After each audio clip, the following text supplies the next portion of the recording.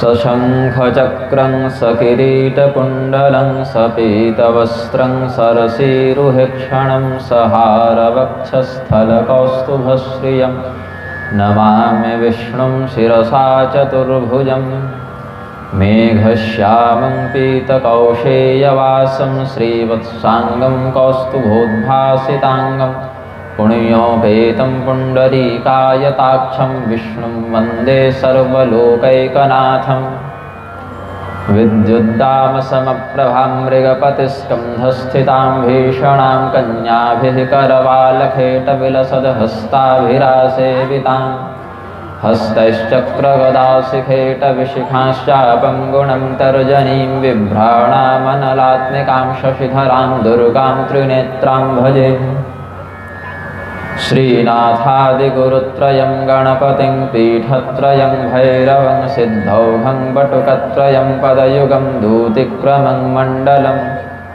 वीरानष्टचतुष्कषष्टिनवकं वीरावलिं पञ्चकं श्रीमन्मालिनिमन्त्रराजसहितं वन्दे गुरोर्मण्डलम् कृष्णद्वैपायनं नौमि शुकदेवं महामुनिं परीक्षितं च श्रोतारं वच्मि भागवतीं कथाम् ज्ञानस्यास्ति निधिर्यातां शङ्करं च द्विजोत्तमं शिवशक्तिसमायुक्तौ नमामि पितरौ निजौ नारायणं नमस्कृत्य नरं चैव नरोत्तमं देवीं सरस्वतीं व्यासं ततो जयमुदीरयेत् बाह्यान्तरकलामध्ये भाण्डब्रह्माण्डचारिणीं वेश्यतां त्रिगुणातीतां वन्दे निग्रहकारिणीम् नमस्तुभ्यं भगवते वासुदेवाय धीमहि प्रद्युम्नाय अनिरुद्धाय नमः संकर्षणाय च। प्रेम से बोलिए आनंद कंद भगवान की जय। श्री सुखदेव जी महाराज की जय। भगवान नाम संकीर्तन करें। श्री कृष्ण गोविंद हरे मुरारे हे नाथ नारायण वासुदेव। श्री कृष्ण गोविंद हरे मुरारे हे नाथ नारायण वासुदेव। श्री कृष्ण गोविंद हरे मुरारे हे नाथ नारायण वासुदेव। श्री कृष्ण गोविंद हरे मुरारे हे नाथ नारायण वासुदेव। श्री कृष्ण गोविंद हरे मुरारे हे नाथ नारायण वासुदेव। श्री कृष्ण गोविंद हरे मुरारे हे नाथ नारायण वासुदेव। श्री कृष्ण गोविंद हरे मुरारे हे नाथ नारायण वासुदेव। श्री कृष्ण गोविंद हरे मुरारे हे नाथ नारायण वासुदेव। प्रेम से बोलिए आनंद कंद भगवान की। भगवान पिता रात्रि शरदोत्फुल्लमल्लिका वीक्षरन्तुं मनश्चक्रे योगमायामुपाश्रितः। विगत सत्र में वरुण देव के अनुचरों के द्वारा नंद बाबा के अपहरण तक हमने चर्चा की थी। अब रासक क्रीड़ा के प्रसंग से अभी के सत्र को प्रारंभ करते हैं। भगवान श्रीमन नारायण के परिपूर्णतम अवतार, मतलब वही सीधे, कोई ऊपर नीचे नहीं, श्री कृष्ण भगवान के रूप में परमात्मा ही अपने अविच्छिन्न अखंड प्रारूप में जो श्री कृष्ण चंद्र के रूप में धराधाम में आलोकित हो रहे हैं, उनके द्वारा गोपियों को पूर्व काल में वरदान दिया गया था कि तुम हमें कांत भाव से, पति भाव से प्राप्त करोगे। ये गोपियां कौन हैं? कोई गांव की सामान्य स्त्रियां नहीं हैं। पूर्व जन्म के बहुत से ऋषि महर्षि जो अनेक युगों तक, मनवंतरों तक, किंवा कल्पों तक जिनकी साधनाएं चलती रहीं, पद्म पुराण इत्यादि में उनकी चर्चाएं हैं, गर्ग संहिता इत्यादि में भी कुछ वर्णन है, माहेश्वर तंत्र में भी है। भगवान के ऐसे अनन्य भक्त, अनन्योपासक ऋषिगण जो भगवान का नित्य साक्षात्कार प्राप्त कर चुके थे, जिन्होंने श्रृंगार प्रधान आराधना से भगवान की सेवा करने का वरदान प्राप्त किया था, वही इस लीला में गोपियों के रूप में अवतरित हुए। और योग माया मुपाश्रित, भगवान ने जब रासक क्रीड़ा की है तो मनुष्यों के समान काम के वशीभूत होकर नहीं की है, अपितु योग माया का आश्रय लेकर भगवान ने यह कार्य किया है। जिस प्रकार से भगवान इस संसार को बनाते हैं लेकिन उसमें आसक्त नहीं होते, भगवान इस संसार की रक्षा भी करते हैं लेकिन अहंकार से युक्त नहीं होते कि हम बचा रहे हैं, और भगवान इस संसार का संहार भी करते हैं लेकिन संहार के मूल में जो घृणा या वैमनस्य हेतु होना चाहिए वह भगवान को व्याप्त नहीं करता। आप किसी भी तत्व को कब मिटाते हैं? जब आप उससे क्रोधित हो या वैमनस्य रखें, उसके संहार की इच्छा तभी होती है। लेकिन संसार के संहार की इच्छा में भगवान वैमनस्य का प्रदर्शन नहीं करते। तो इतनी बड़ी सृष्टि को बनाने, बसाने, मिटाने के समय जो परमात्मा आसक्त नहीं होते, वहाँ यह दुर्बुद्धि करना कि वह परमात्मा इस भूमंडल में आकर चरित्रहीनता का प्रदर्शन करते हुए परस्त्री गमन करेंगे, यह प्रबुद्ध व्यक्ति का लक्षण नहीं है। ऐसा सोचना मूर्ख व्यक्ति का लक्षण है। एताश्च श्रुतय सर्वा ब्रजे गोप कुमारिका, यह भी आगम वचन प्राप्त होता है। परमात्मा का अनुभव कैसे होता है? दो प्रकार से। ब्रह्म तत्व का अनुभव दो प्रकार से होता है। ब्रह्म तत्व दो प्रकार से अनुभूत होता है। द्वे ब्रह्मणि वेदितव्ये शब्द ब्रह्म परम च यत्, शब्द ब्रह्म और पर ब्रह्म। शब्द ब्रह्म कौन है? वाणी के माध्यम से, शब्दों के माध्यम से, अक्षर, वर्ण, व्यंजन, स्वर इत्यादि के माध्यम से बोध कराने वाले, तत्स्वरूप का बोध कराने वाले वेद ही शब्द ब्रह्म कहलाते हैं। और इनको कोई बना नहीं सकता, कोई मिटा नहीं सकता, कोई लिख नहीं सकता, कोई बदल नहीं सकता। ये समय समय पर अपने अधिकारी जनों के सामने अपने स्वरूप को प्रकाशित कर देते हैं। किसी किसी ऋषि की तपस्या से प्रसन्न होकर वेद भगवान अपना रहस्य उसे बता देते हैं, तो उन वेद मंत्रों के वो दृष्टा ऋषि हो गए। और जब वेद भगवान देखते हैं कि हमारे अधिकार को रखने वाले अब लोग बचे नहीं, तो उन संहिता भाग, मंत्र भाग, ब्राह्मण भाग, उपनिषद भाग को वे छिपा लेते हैं। तो कहते हैं कि वेद लुप्त हो गए। वेद नष्ट नहीं होते, वेद बनते भी नहीं हैं। अधिकारी जन वेद का साक्षात्कार प्राप्त करते हैं और अनधिकारी जनों से वेद स्वयं को छिपा लेते हैं।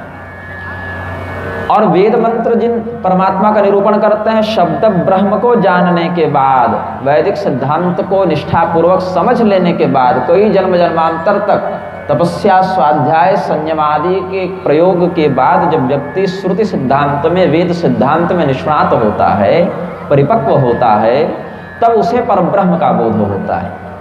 पहले सगुण ब्रह्म का, साकार ब्रह्म का, फिर निराकार ब्रह्म का, सगुण लेकिन निराकार, और सबसे अंत में जाकर निर्विशेष ब्रह्म का, जो निर्गुण निराकार है, उसका बोध होता है। परब्रह्म के बोध के लिए भी बहुत स्तर लगते हैं। सगुण साकार, सगुण निराकार, निर्गुण साकार और निर्गुण निराकार, ऐसे उत्तरोत्तर वह साधक बढ़ता जाता है। तो शब्द ब्रह्म वेद मंत्रों के ही साकार विग्रह हैं गोपियां, और परब्रह्म के साकार विग्रह हैं भगवान श्री कृष्ण।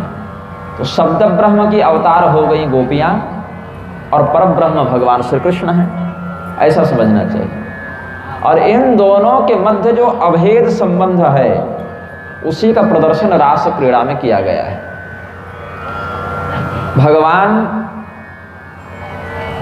भगवान जब भी कोई कर्म करते हैं तो क्यों करते हैं? आसक्त भाव से नहीं। किसी कार्य को करने में भगवान की विवशता नहीं होती। स्वेच्छा, सत्य संकल्प, समाज के प्रति उत्प्रेरणा, उत्सिदेयुरि में लोका न कुर्यां कर्म चेदहम शंकरस्य च कर्तास्यामपहन्यामि माः प्रजा। हम यदि कर्म नहीं करें तो हमारा अनुसरण करने वाला संसार भी पथभ्रष्ट हो जाएगा। इसीलिए भगवान किसी क्रिया में अपनी रुचि दिखाते हैं या सक्रियता व्यक्त करते हैं। अब आजकल क्या हो गया है, वृंदावन इत्यादि तीर्थ क्षेत्रों में ऐसे ऐसे दुरात्मा पापियों का वास हो गया है कि अनेक सेठ मारवाड़ी व्यापारियों की बहू बेटियों को रास के नाम पर बुला लेते हैं, उनसे अभद्र व्यवहार करते हैं, व्यभिचार को प्रसारित करते हैं और नाम लगा देते हैं कि ये वृंदावन तो भाव का धाम है, यहाँ तो भगवान भी रास किए।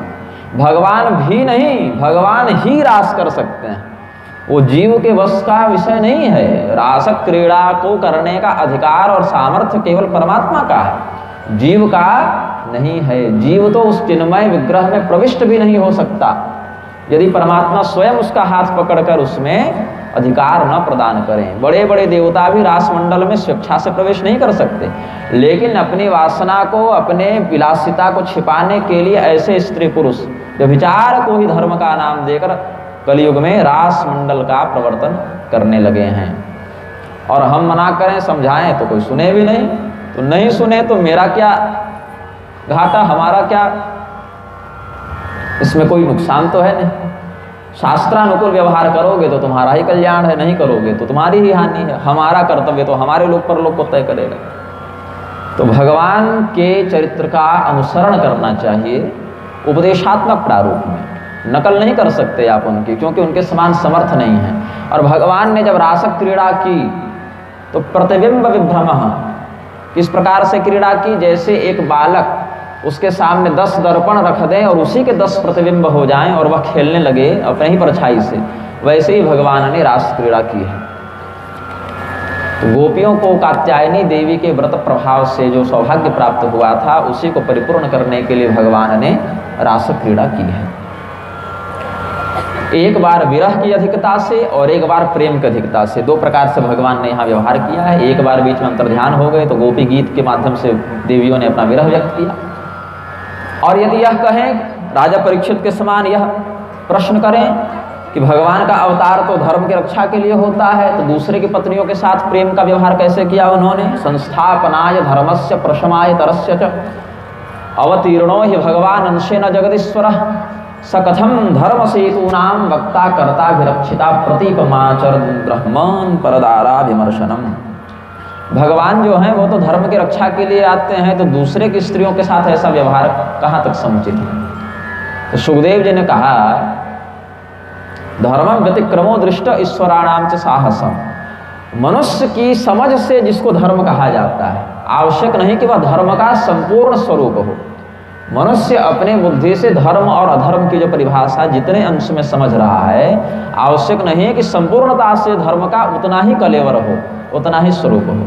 इसीलिए दिव्य देवताओं के द्वारा, ईश्वर के द्वारा जब कोई ऐसा कार्य किया जाता है जो जीव की समझ में नहीं आए, तो अपनी समझ की सीमा में वो धर्म और अधर्म तो देख रहा है, लेकिन परमात्मिक दृष्टि से वो समझ नहीं पाता है।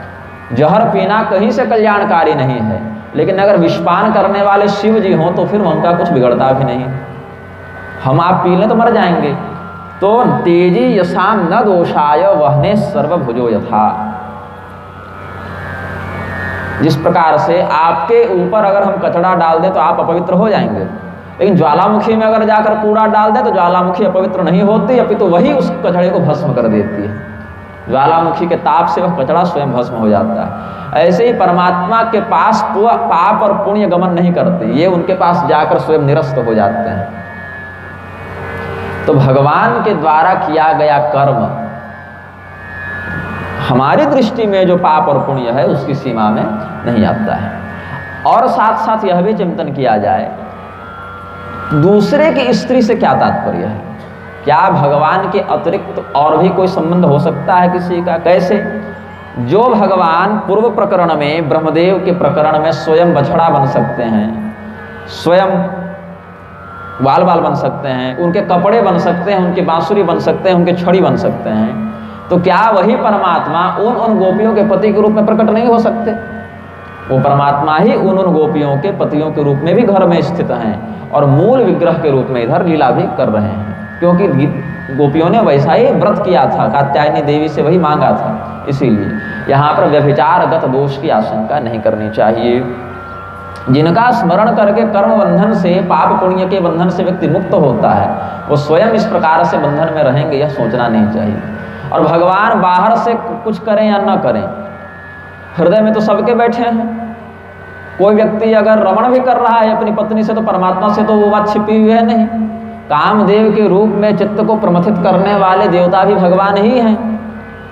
इसीलिए केतुमाल वर्ष में भगवती लक्ष्मी कामदेव स्वरूप में भगवान नारायण की आराधना करती हैं। धर्मा विरुद्धो भूतेषु कामोस्मि भरतर्षभ। इसीलिए कामदेव को भी, शास्त्र सम्मत काम को भी भगवान का ही विग्रह बताया गया है। तो हम अगर वस्त्र पहने हों तो भी भगवान की दृष्टि में हैं, नंगे हों तो भी भगवान की दृष्टि में हैं, बच्चे हों तो भी भगवान की दृष्टि में हैं, बूढ़े हों तो भी भगवान की दृष्टि में हैं। इसीलिए सर्वव्यापी परमात्मा से कुछ भी छिपा हुआ नहीं है। अतएव परमात्मा के साथ कैसा भी संबंध व्यभिचारगत दोष को जन्म नहीं देता है। ये रहस्य समझना चाहिए। अपितु इस प्रसंग का चिंतन करने से व्यक्तियों में कामजन्य कष्ट का नाश होता है, ऐसा फल भी सुखदेव जी ने बताया। हृद्रोगमाश्वपहिनोत्य चिरेण धीर, हृदय रोग इत्यादि का भी शमन होता है, ये सब बताया। तो भगवान ने, यद्यपि संसार की दृष्टि से वो एक रात के समान स्थिति थी, रासमंडल में शरद पूर्णिमा की एक रात्रि थी, लेकिन सुखदेव जी ने कहा ब्रह्मरात्र उपावृत्ति, ब्रह्मा की रात्रि एक कल्प के समान वो दिव्य रास हुआ है, ऐसा चिंतन करना चाहिए। उसके बाद आगामी काल में शिवरात्रि का समय आया तो नंद बाबा और यशोदा जी ने शिवरात्रि का व्रत किया। अंबिका वन में चले गए। अंबिका वन में भगवती गौरी का और भगवान शिव का अर्चन किया और रात्रि भर वहीं भजन कीर्तन चला और फिर लोग विश्राम करने लगे। उसी समय एक अजगर नंद बाबा को निगलने लगा। उसी जंगल में एक अजगर रहता था। उस अजगर ने जब नंद बाबा के शरीर को खाने का प्रयास किया तो नंद बाबा चिल्लाने लगे। सभी ग्वाल बाल जमा हो गए, बड़े बुजुर्ग जमा हो गए, उस अजगर को लाठियों से मारने लगे। फिर किसी ने कहा कि ये ऐसे नहीं जाएगा, इसको जलती हुई लकड़ी से मारो। उससे भी प्रयास किया गया, लेकिन वो नंद बाबा को छोड़ ही नहीं रहा था।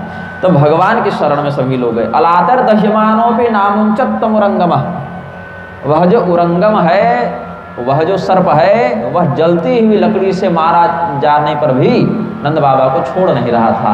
तो भगवान आए और अपने चरणों से केवल उसका स्पर्श मात्र किया और भगवान के चरणों के स्पर्श से वह सर्प एक दिव्य देवता के रूप में सवै भगवत श्रीमद पाद स्पर्श हता शुभ, उसके जीवन में जो भी शाप था, जो भी अशुभ तत्व विद्यमान था, भगवान के चरणों का स्पर्श प्राप्त करके वह ठीक हो गया। और दीप्यमानेन वपुषा पुरुषम हेममालिनम, जब वह अपने प्रकाश से, तेजस्विता से चमकने लगा, स्वर्णाभूषणों से उसकी शोभा बढ़ रही थी, तो भगवान यद्यपि सब जानते थे ये कौन है, लेकिन फिर भी पूछते हैं कि तुम कौन हो भाई, ये सर्प की योनि में कैसे पहुंच गए, तुम तो कोई देवता लगते हो। तब उसने कहा कि मैं विद्याधर श्रेणी का देवता हूँ। जैसे यक्ष होते हैं, गंधर्व होते हैं, वैसे ही विद्याधर भी एक देवताओं की श्रेणी है और हमारा नाम था सुदर्शन। जैसे किमपुरुष श्रेणी के देवताओं में हनुमान जी सर्वश्रेष्ठ देवता हैं। किमपुरुष मतलब ऐसे देवता जो शरीर से पशु पक्षी के समान दिखें लेकिन तत्व से देवता हो, जिसको देखकर किम अयम पुरुषः अस्ति ऐसा भ्रम हो कि व्यवहार से तो मनुष्य के समान बोलता है, रहता है और शरीर से भालू बंदर जैसा दिखता है, तो ये क्या है, पशु है कि मनुष्य है कि देवता है, ऐसा भ्रम हो जाए, उन देव विशेष प्राणियों को किमपुरुष कहते हैं। तो जामवान जी, अंगद, सुग्रीव, हनुमान जी, ये सब किमपुरुष में आते हैं। ये सामान्य वानर भालू में नहीं आते, दिखते हैं वैसे लेकिन हो नहीं जाते। और किमपुरुषों में केवल पुरुष ही ऐसे होते हैं, स्त्रियां ऐसी नहीं होती। स्त्रियां अप्सराओं की श्रेणी में आते हैं, अप्सराओं की सौंदर्य वृत्ति को धारण करती हैं। इसीलिए हनुमान जी के पिता केसरी शरीर से वानर के समान दिखते थे, लेकिन अंजना माता अप्सराओं के समान दिखती थी, पुंजिकस्थला अप्सरा थी। और ये कामरूप भी होते हैं। ये जो किमपुरुष देवता होते हैं, इनकी स्त्रियां और पुरुष दोनों चाहें तो अपने शरीर को मनुष्य के समान भी बना लें और पशु के समान भी बना लें, यह भी इनमें दिव्य सामर्थ्य होता है। तो किमपुरुषों में सर्वश्रेष्ठ देवता हनुमान जी हैं और विद्याधरों में सर्वश्रेष्ठ देवता सुदर्शन है, वही ये सुदर्शन विद्याधर थे। और ये भी भगवान के ही एक अंश हैं। आगे उद्धव गीता में भगवान ने बताया है, विद्याधराणाम सुदर्शन, किमपुरुषाणाम हनुमान विद्याधराणाम सुदर्शन। तो अंगिरा गोत्र में उत्पन्न कुछ ऋषि महर्षियों के शरीर पर इन्होंने व्यंग किया। किसी भी व्यक्ति की शारीरिक विकलांगता का, कुरूपता का उपहास करना धर्म विरुद्ध माना गया है। तो उस स्थिति में ऋषिन विरूपान अंगिरसः प्राहसम रूप दर्पित, हमें अपने सौंदर्य का बड़ा अभिमान था अंगिरा गोत्र में उत्पन्न कुछ कुरूप ऋषियों का हमने उपहास कर दिया, तो उन्होंने कहा जाओ तब तुम्हारी सुंदरता समाप्त हो जाए, तुम सर्प बन जाओ, अजगर बन जाओ। तो उन्हीं के शाप से हम अजगर बने और आपकी कृपा से हमारा उद्धार हुआ। ऐसा कह के विद्याधर सुदर्शन अपने लोक को चले गए। फिर कुछ दिन के बाद भगवान ने शंखचूड़ नामक यक्ष का उद्धार किया। ये शंखचूड़ नाम का यक्ष गोपियों का अपहरण करके ले जा रहा था। भगवान ने इसका वध किया और इसके मस्तक में एक दिव्य मणि थी, इस देवता के मस्तक में मणि थी, उसको लेकर बलराम जी को दे दिया। इसके बाद और भी कुछ राक्षस, बैल के रूप में अरिष्टासुर को भेजा गया, घोड़े के रूप में केसी नामक दैत्य को भेजा गया, इन सबों का भी भगवान ने उद्धार किया। एक व्योमासुर नाम का उद्धार था। व्योमासुर बच्चों को पकड़ पकड़ के ग्वाल बालों को अपहरण करके गुफा में बंद कर देता था।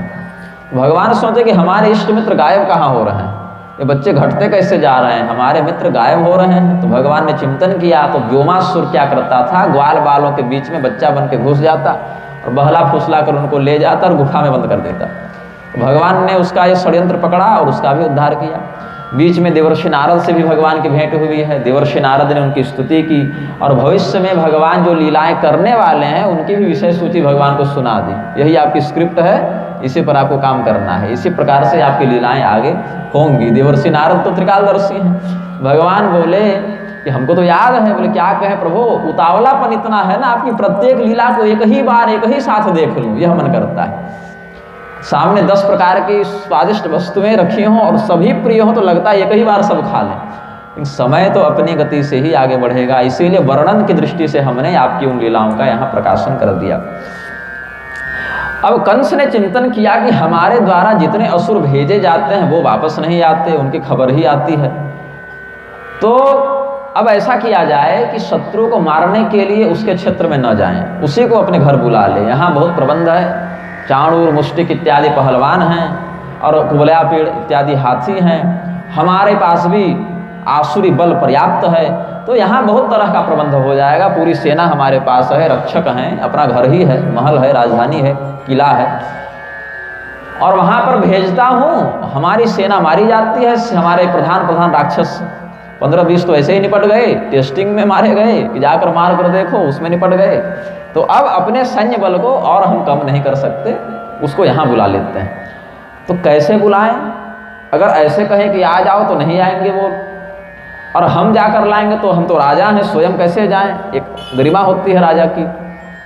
तो ऐसे व्यक्ति को भेजा जाए जो हमारी आज्ञा का अपमान भी न करे और नंद बाबा का प्रिय भी हो, क्योंकि आज्ञा का जो निर्वहन है वो तो कोई भी सेवक कर देगा, लेकिन नंद बाबा को भरोसा हो कि इसके साथ हमारा बालक जाएगा तो सुरक्षित रहेगा। और कंस के हृदय में विश्वास हो गया था कि ये नंद के लड़के का काम नहीं है। जिस व्यक्ति को नंद का पुत्र बताया जा रहा है वो वस्तुतः वसुदेव का ही पुत्र है, ऐसा दृढ़ विश्वास इसको इतने दिनों में हो गया था। तो बलराम जी और कृष्ण भगवान को लेने के लिए अक्रूर जी को भेजा गया। पूरे जीवन में अक्रूर जी कंस के इसी एक काम से प्रसन्न हुए कि इसने हमें यह अवसर दिया कि भगवान को जाकर ले आओ। एकमात्र कार्य अक्रूर जी को यही प्रिय लगा। तो बाकी काम भी अक्रूर जी कर देते थे, लेकिन विवश होकर करते थे। इस कार्य में अक्रूर जी की व्यक्तिगत रुचि थी। तो तत्काल अगले ही दिन, और प्रतीक्षा नहीं की अक्रूर जी ने, अगले ही दिन रथ सजाया और वृंदावन की ओर निकल पड़े और चलने लगे। चलते चलते अक्रूर जी के हाथों से घोड़ों का नियंत्रण समाप्त हो गया, क्योंकि ध्यान भगवान में लग गया कि भगवान का दर्शन करेंगे, कैसे दिखते होंगे भगवान, उनके सौंदर्य, उनके उदारता, उनकी कृपा की बड़ी चर्चे हमने सुने। क्योंकि गोपियाँ जो मथुरा आती थी दूध दही बेचने के लिए, वो भी भगवान का कीर्तन करती हुई आती थी। यहाँ बहुत सी सखी सहेलियाँ उनकी बन गई थी। एक ही महिला किसी गाँव में सब्जी बेचने, फल बेचने, दूध दही बेचने जाए तो उसके सामान को खरीदने के लिए जितनी महिलाएं आती हैं वो धीरे धीरे सहेली बन जाती हैं। तो इधर उधर की बातें भी साझा होती हैं। तो मथुरा की स्त्रियों में भी भगवान के दिव्य गुणों की बड़ी चर्चा थी, गोपियों के मुख से उन्होंने सुन रखा था। तो अक्रूर जी सोचते हैं कि भगवान हमें स्वीकार करेंगे कि नहीं करेंगे। एक तो भगवान है तो क्या करना चाहिए, वो हमसे कैसा व्यवहार करेंगे, भक्त के रूप में व्यवहार करेंगे कि भगवान के रूप में करेंगे, भतीजे के रूप में करेंगे। अगर हम उन्हें भगवान माने तो हम उन्हें प्रणाम करेंगे, और अगर हम उनको भतीजा माने तो वे हमें प्रणाम करेंगे। तो पहले कौन किसको प्रणाम करे, ये भी मर्यादा का ध्यान रखना है। भक्त की दृष्टि से व्यवहार करूं या चाचा की दृष्टि से व्यवहार करूं। फिर एक विडंबना है कि कहीं भगवान यह न सोचें कि कंस ने इसको भेजा है तो कहीं यही तो कंस का सबसे बड़ा सलाहकार नहीं है, यही मंत्री कहीं उसको तो नहीं बहकाता है। क्योंकि अभी तक कंस के द्वारा जितने लोग भेजे गए सब दुष्ट ही थे और मार खाने लायक व्यक्ति थे, तो वहीं हमें भी उसी प्रकार की विचारधारा का व्यक्ति तो न भगवान समझ लें। फिर सोचे भगवान तो अंतर्यामी हैं, अगर कोई छल भी करने जाए भगवान के पास तो हृदय का कपट वह छिपा नहीं सकता, तो हृदय से तो हम दुष्ट नहीं हैं, कंस के विरोधी ही हैं, हम भगवान के भक्त हैं, तो भगवान हमारे साथ ऐसा तिरस्कारपूर्ण व्यवहार नहीं करेंगे। तो 10 तरह की बातें ये सोचने लगे और इनके घोड़ों से इनका नियंत्रण समाप्त हो गया। तो इनके घोड़े किनारे हरी हरी घास खाने लगे, रथ आगे ही नहीं बढ़ा इनका। फिर 1-2 घंटा ऐसा सोचे, याद आया कि अरे हमको तो रथ चलाना था। फिर 2-4 किलोमीटर गए, फिर सोचने लगे तो मथुरा से वृंदावन जाने में जहाँ इनको 1-2 घंटे लगते पूरा दिन लग गया। ऐसा ही चिंतन करते करते ये गए और जैसे ही ये वृंदावन के अंदर प्रवेश कर रहे थे वैसे ही भगवान को इन्होंने आते हुए देखा। उधर से भगवान गाय चरा कर लौट रहे थे, इधर से अक्रूर जी भी प्रवेश कर रहे थे। तो बीच बीच में देरी का एक और यह भी कारण हो गया कि भगवान के चरण चिन्ह जहाँ जहाँ पड़ते थे पृथ्वी उनको मिटाती नहीं थी, कि ये चरण चिन्ह बड़े दुर्लभ हैं, तो इसीलिए वहाँ पर वायु भी बड़ा धीमा बहे और पृथ्वी के बालू भी बड़े पुष्टता से उसको धारण करें। तो भगवान के उन चरण रजों में लौटने लगते थे अक्रूर जी। तो ये सब भक्ति का जो बाहुल्य है उससे भी कुछ विलंब हुआ। तो फिर भगवान और अक्रूर जी जब मिले तो अक्रूर जी दौड़कर पहले भगवान के चरणों में गिर गए और जैसे गिरे वैसे गिरते गिरते भगवान ने गले लगा लिया। तो भक्त और भगवान के रूप में मिल लिए। फिर एक तरफ बलराम जी हाथ पकड़े और दूसरी तरफ कृष्ण जी हाथ पकड़े और अपने घर ले गए। घर में गए, फिर बलराम जी और कृष्ण भगवान भतीजा बन गए।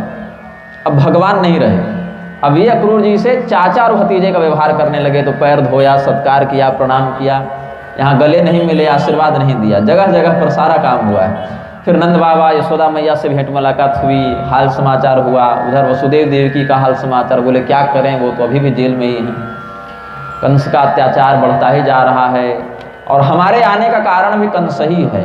कंस एक बहुत बड़ा यज्ञ कर रहा है, भैरव यज्ञ, और वहीं अच्छा खासा यज्ञ मंडप है, धनुष भी रखा गया है, विष्णु भगवान के दिव्य धनुष को प्रदर्शनी में रखा गया है और मेला झमेला सब है वहाँ पर। तो आपके पुत्रों को नगर भ्रमण और यज्ञ दर्शन का निमंत्रण आया है। तो नंद बाबा बोले ठीक है, कल प्रस्थान करेंगे।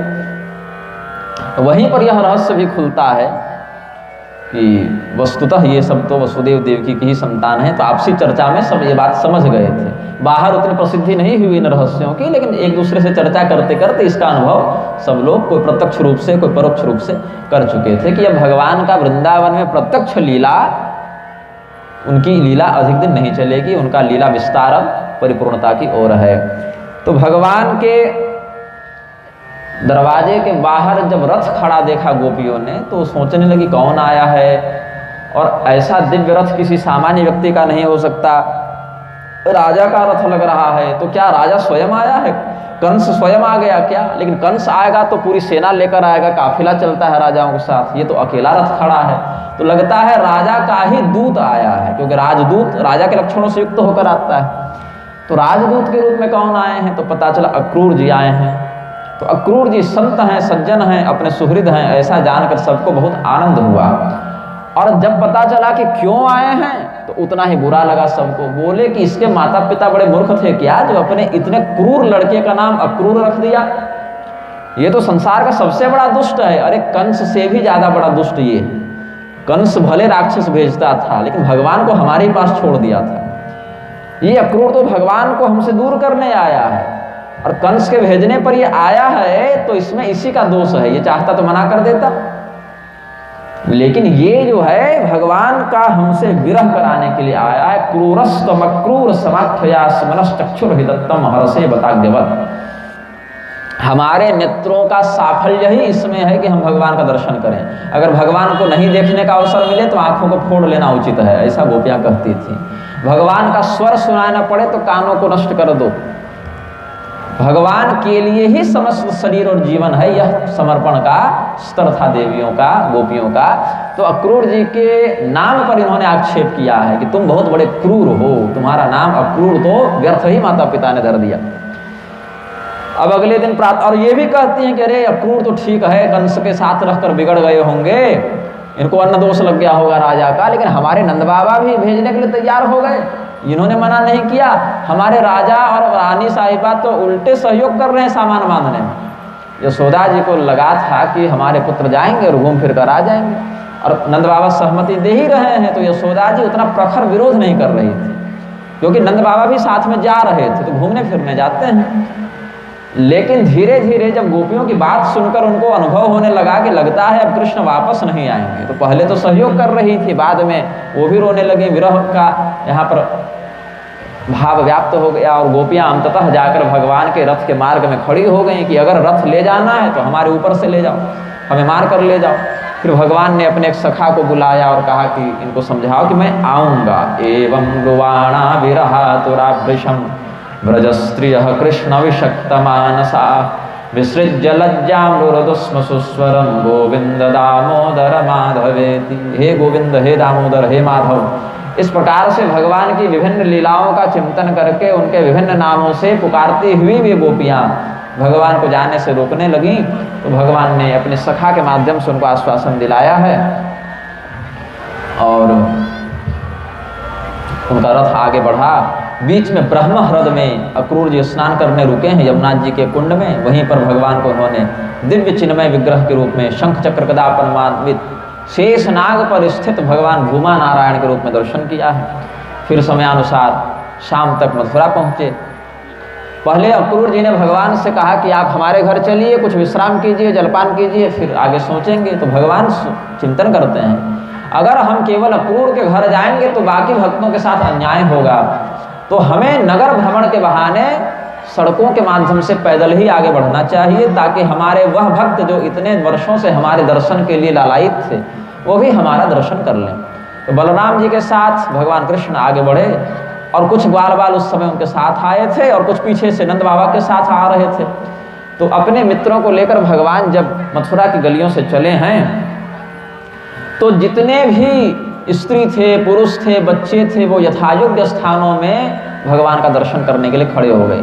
जो बच्चे थे वो दरवाजे पर खड़े हो गए, पुरुष बाहर खड़े हो गए, स्त्रियां अपने छत में खड़ी हो गई या अटारी पर खड़ी हो गई, खिड़कियों से झांकने लगी।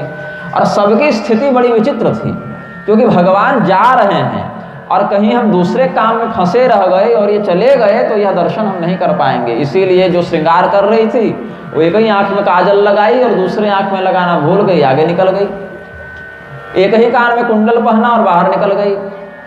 और कोई स्त्री तो गले में हार पहन रही थी, वो भूल गई कि मेरे हाथ में क्या है, वो पैर में ही बांध कर आगे निकल गई। कोई पायल पहन रही थी, वो गले में लटका कर आगे आ गई। कहने का भाव है कि संसार और शरीर का जो बोध है वो इनका नहीं रहा, और केवल भगवान के दर्शन में इनका संपूर्ण ध्यान केंद्रित हो गया। और उन गोपियों के सौभाग्य की ये सराहना करने लगे कि देखो तो इतना दिव्य सौंदर्य, इतना सुंदर व्यक्तित्व, इतना दिव्य विग्रह। और ये गोपियाँ जो गांव में अनपढ़ स्त्रियां हैं वो भी इतने वर्षों तक भगवान का नित्य लीला दर्शन करती रहीं, तो वे अवश्य ही बहुत कोई पुण्य बल से युक्त होंगे। ऐसे ही करते हुए भगवान आगे बढ़े। ऊचु पौरा अहो गोप्यस्तपः किमचरन् महत्। ऐसी कौन सी महान तपस्या इन गोपियों ने की थी कि सीधे भगवान, परिपूर्ण भगवान यहाँ पर इनके साथ रहे हैं। या ह्येतावन पश्यन्ति नरलोक महोत्सव। अगर इस पूरे संसार में, मनुष्य लोक में कोई महान उत्सव और सराहनीय तत्व हैं तो यही दोनों कृष्ण और बलराम हैं, ऐसा कहा। तो एक राजा का धोबी उनको मिला उस समय। तो राजा के, राजवंशियों के वस्त्र वो स्वयं तो धोएंगे नहीं, नौकर चाकर धोएंगे। और नौकर चाकर भी एक दो नहीं, सैकड़ों थे। तो उनका भी एक नेता था। तो वो कौन था? पिछले जन्म का ही वह रजक जो सीता जी पर अपवाद लगाता है, और उससे पहले पक्षी की योनि में था। पद्म पुराण, गर्ग संहिता इत्यादि के समन्वय से इसका चरित्र स्पष्ट होता है। भगवान को मिला, भगवान पहचाने, पिछले जन्म में तो कुछ दंड दिया नहीं था इसको, क्योंकि यह भगवान की इच्छा से हुआ था। उसने कहा कि मेरे मार्ग से हट जाओ, राजा के कपड़ों को लेकर हम लोग जा रहे हैं। सैकड़ों गट्ठर थे उसके पास वस्त्र के, तो सड़क खाली करो। भगवान बोले कि बहुत कपड़े हैं भाई, एक दो हमें भी दे दो, बढ़िया बढ़िया हम भी पहन लें। तो उसने उपहास किया कि तुम्हारे जैसे जंगल में रहने वाले असभ्य अनपढ़ लोग राजाओं के कपड़े पहनेंगे, कहीं और मत बोल देना अन्यथा दंड मिलेगा। तो भगवान को बड़ा क्रोध आया। बधनंति घ्नंति लुम्पंति दृप्तम राजकुलानि वै। तुम्हारे जैसे असभ्य लोगों को जेल में डाल देते हैं, मारते हैं, दंडित करते हैं यहाँ के सैनिक, इसलिए मत बोलो ऐसा।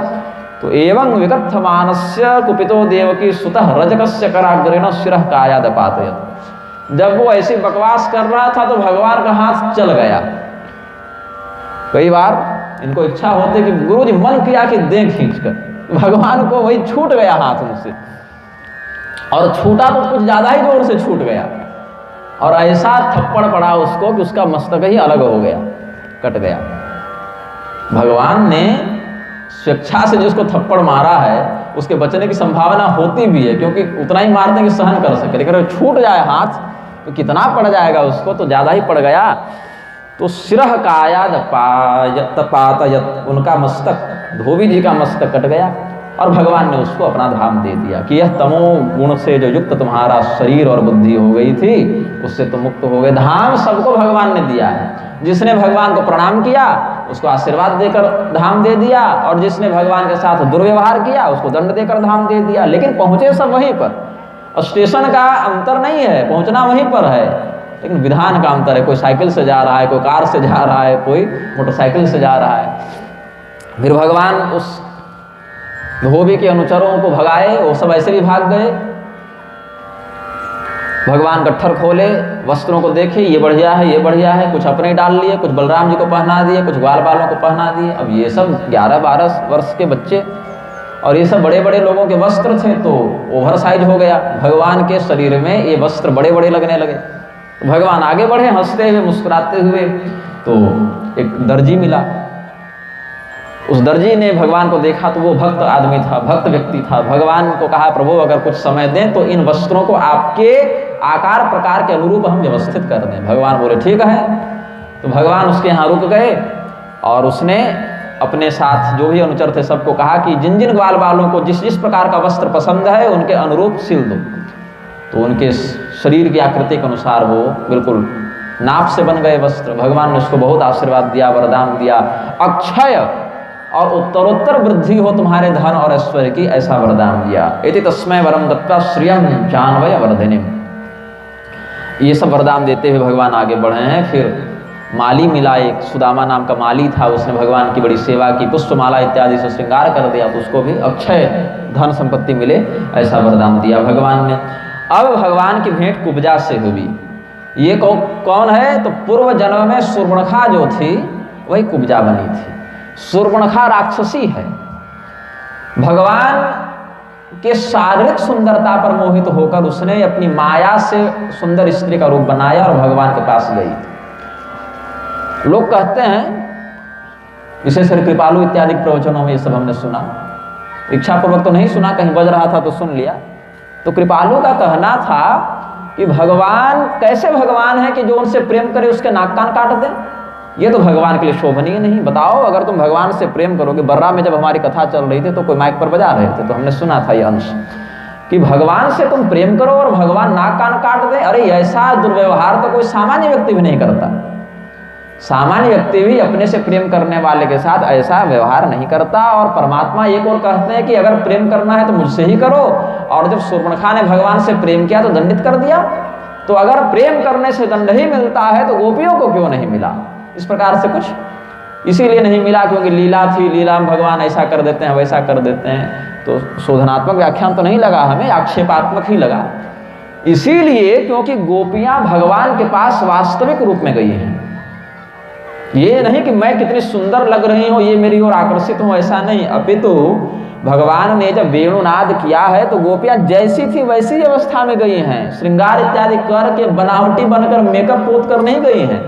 जो जैसी थी, अगर पूरा श्रृंगार है तो भी ठीक है, नहीं है तो भी ठीक है, वास्तविक रूप में भगवान के सामने प्रस्तुत होना चाहिए। ये शूर्पणखा वास्तविक रूप में प्रस्तुत नहीं हुई है, ये नकली आवरण लगा कर गई है। और भगवान कहते हैं कि हमें दैहिक सुंदरता से रिझाना चाहती हो। कोटि कंदर्प लावण्य तिरस्कृत करने वाला जिनका सौंदर्य स्वयं का हो, वो मायात्मक आसुरी माया से मोहित हो जाए। वास्तविक राक्षसी रूप में भी अगर आ जाती तो शायद भगवान उसके साथ अच्छा व्यवहार करते। लेकिन ये तो जानबूझकर माया का रूप धारण करके आई है। और फिर भी भगवान के लिए नहीं आई, वो तो काम वासना के कारण आई। इसीलिए भगवान ने जब कहा कि लक्ष्मण के पास जाओ तो तुरंत 2 मिनट नहीं लगा उसको, चिंतन बदलने में तुरंत चली गई। कहा ठीक है, वो भी चलेगा। और लक्ष्मण जी ने कहा कि हम तो सेवक हैं, हमारे साथ विवाह होगा तो तुम दासी बन जाओगी, तो वापस जाओ। तो फिर पहुंच गई और जब देखा कि ये दोनों हमको नचा रहे हैं तो सीता जी को खाने का कुचक्र किया। वो भक्त नहीं थी, उसके मन में भक्ति नहीं थी, वो दुष्ट चित्त वृत्ति वाली स्त्री थी। तो भगवान जानते थे बाहर से सुंदर होना भगवान के लिए प्रधान हेतु नहीं है। हृदय अगर निर्मल है तो तुम्हारे शारीरिक सौंदर्य से भगवान को कोई मतलब नहीं, वैभव से कोई मतलब नहीं। इसीलिए छलपूर्ण व्यवहार करने के कारण भगवान ने शूर्पणखा को दंडित किया और पहले आक्रमण शूर्पणखा ने ही किया, सीता जी को मारने का प्रयास किया है। तब लक्ष्मण को भगवान ने संकेत किया, लक्ष्मण जी बिजली के समान चमके और देखते देखते नाक कान साफ हो गया। भगवान ने कहा थोड़ा मेकअप हम भी कर दें तुम्हारा। तो बहुत बाद में जाकर शूर्पणखा को यह बोध हुआ कि भगवान को प्राप्त करने की यह विधि तो मेरी गलत थी। तो बाद में उसको होश हुआ है, तो उसने सोचा कि क्या करें, तपस्या करके पहले स्वयं को निर्मल बनाते हैं, शुद्ध बनाते हैं। वो पुष्कर चली गई। पुष्कर में जाकर उसने सोचा किस देवता की आराधना करें, तो रावण का ही अनुकरण करते हुए ब्रह्मदेव की, महादेव की आराधना करने लगी। असुरों के लिए प्राथमिक इष्ट यही लोग हैं। 10,000 वर्षों तक वो तपस्या करती रही। लगभग उतना ही समय जितना राम जी इधर राज्य किए हैं, शूर्पणखा तब तक तपस्या ही करती रही। 1,000 कम है, लेकिन लगभग उतना ही समय वो भी तपस्यारत रही। और ब्रह्मदेव और महादेव जी ने जब कहा कि क्या चाहती हो बोलो, तो उसने कहा भगवान राम को पति रूप में पाना चाहते हैं। ये तरीका हुआ। तो शिव जी ने कहा कि पाना चाहती हो ठीक है, लेकिन भगवान का यह स्वरूप अभी एक पत्नी व्रती है, इसमें वो दूसरा विवाह नहीं कर सकते। तो तुम अगले अवतार की प्रतीक्षा करो, लीला पुरुषोत्तम के रूप में जब वो आएंगे तो उनके बहुत से विवाह होंगे, उसमें एक तुम्हारा भी नंबर आ जाएगा। तो भगवान के ही इस वरदान की साफल्य दृष्टि यहां पर देखने को मिलती है। वही शूर्पणखा कुब्जा बनकर आई। ये रहस्य अनिरुद्ध जी ने बाणासुर को बताया गर्ग संहिता इत्यादि के अनुसार। तो भगवान ने देखा ये कुब्जा है, कुबड़ी है, शरीर की दृष्टि से कुबड़ी स्त्री को सुंदर नहीं कहा जा सकता, त्रिवक्रा है, 3 स्थानों से कुबड़ी है, लेकिन हृदय से पवित्र है। तो भगवान ने उसको अपने प्रेम की अधिकारिणी समझा है कि अब ये नकली मेकअप पोत कर नहीं आई है। शूर्पणखा तो है पिछले जन्म की, लेकिन जैसी है वैसी ही हमसे अनुराग रखती है, इसके हृदय में कोई कपट नहीं है, नकलीपन नहीं है। तो भगवान ने अब जाकर उसको सुंदरी कहा। अब उसको भगवान ने महत्व दिया है। कातं वरोर्वेदतु हानुलेपनं कस्यांगने वा कथयस्व साधुन देह्यावयोरंगविलेपमुत्तमं श्रेयस्ततस्ते न चिराद भविष्यति।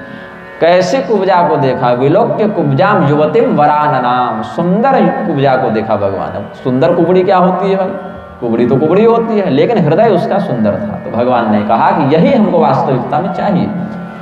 तो कुब्जा ने उत्तर दिया, दास्यस्म्यहं सुंदर कंस सम्मता त्रिवक्र नामाह्यनुलेप कर्मणि मद्भावितं भोजपतेरति प्रियं विना युवां पुण्यतमस्तदर्हति। हम त्रिवक्रा हैं, कुब्जा हैं, हम कंस की सेविका हैं, दासी हैं, और हमारा विभाग क्या है, सैरंध्री का हम काम करते हैं। कंस के श्रृंगार प्रसाधन का प्रबंध करना हमारा कार्य है, उसके लिए उबटन बनाना, चंदन घिसना, ये हमारा अंगराग बनाना, ये सब हमारा काम है। लेकिन हमारा अंगराग जितनी उत्तम गुणवत्ता का होता है, उसको लगाने वाला कंस उतना उत्तम नहीं है। मतलब हमारा अंगराग बहुत उच्च स्तर का है, लेकिन ग्राहक हमारा सही नहीं है। अगर ये अंगराग आपके शरीर में लग जाए तो ये उचित अधिकारी को प्राप्त हुआ, ऐसा हम समझेंगे। तो भगवान बोले ठीक है, फिर लगा दो। कैसे लगाया जाता है, हम तो जंगल से आए हैं भाई, ये सब राजाओं के अंगराग हैं, बताओ क्या इसका विधान है। तो कुब्जा ने लाल रंग के अंगराग भगवान बलराम को लगा दिए, गोरे में लाल लग गया, और कृष्ण भगवान सांवले हैं, काले हैं, तो उनमें पीला रंग का लग गया, तो वो रंग खिल गया। फिर भगवान ने कहा ये तो फ्री में ले लिए, अब ये तो राजा के लिए घिस कर ले जा रही थी, इसका परिश्रम लगा है, पैसा लगा है, तो इसको कुछ देना चाहिए। तो क्या दें, तो ऋज्विं कर्तुं मनश्चक्रे दर्शयं दर्शने फलम, हमारे दर्शन का, हमारी सेवा का क्या परम फल है, परम लाभ है, यह दिखाने के लिए भगवान ने इसके साथ एक लीला की है। इसको कहा कि तुमने हमारी सुंदरता की वृद्धि की है, चंदन अंगराग से हमारी शोभा बढ़ी है, तो हम भी तुम्हारी सुंदरता की वृद्धि करेंगे, तो बराबर मूल्य हो जाएगा। क्योंकि जो सेवा तुमने हमारी की उसके बराबर का हम तुमको दें तब ना मूल्य हुआ। तो तुमने हमारे सौंदर्य को बढ़ाया है, शोभा को बढ़ाया है, तो हम भी तुम्हारे स्वरूप को निखारेंगे। तो भगवान ने अपना पैर उसके पैर के ऊपर रखा, एक हाथ कमर पर रखा और एक हाथ उसकी ठुड्डी पर रखा और थोड़ा सा झटका दिया, तो उसको दिव्य अप्सराओं के समान सौंदर्य तत्काल प्राप्त हो गया। भगवान बोले ऐसे सुंदर बना जाता है, आसुरी माया बन के नहीं।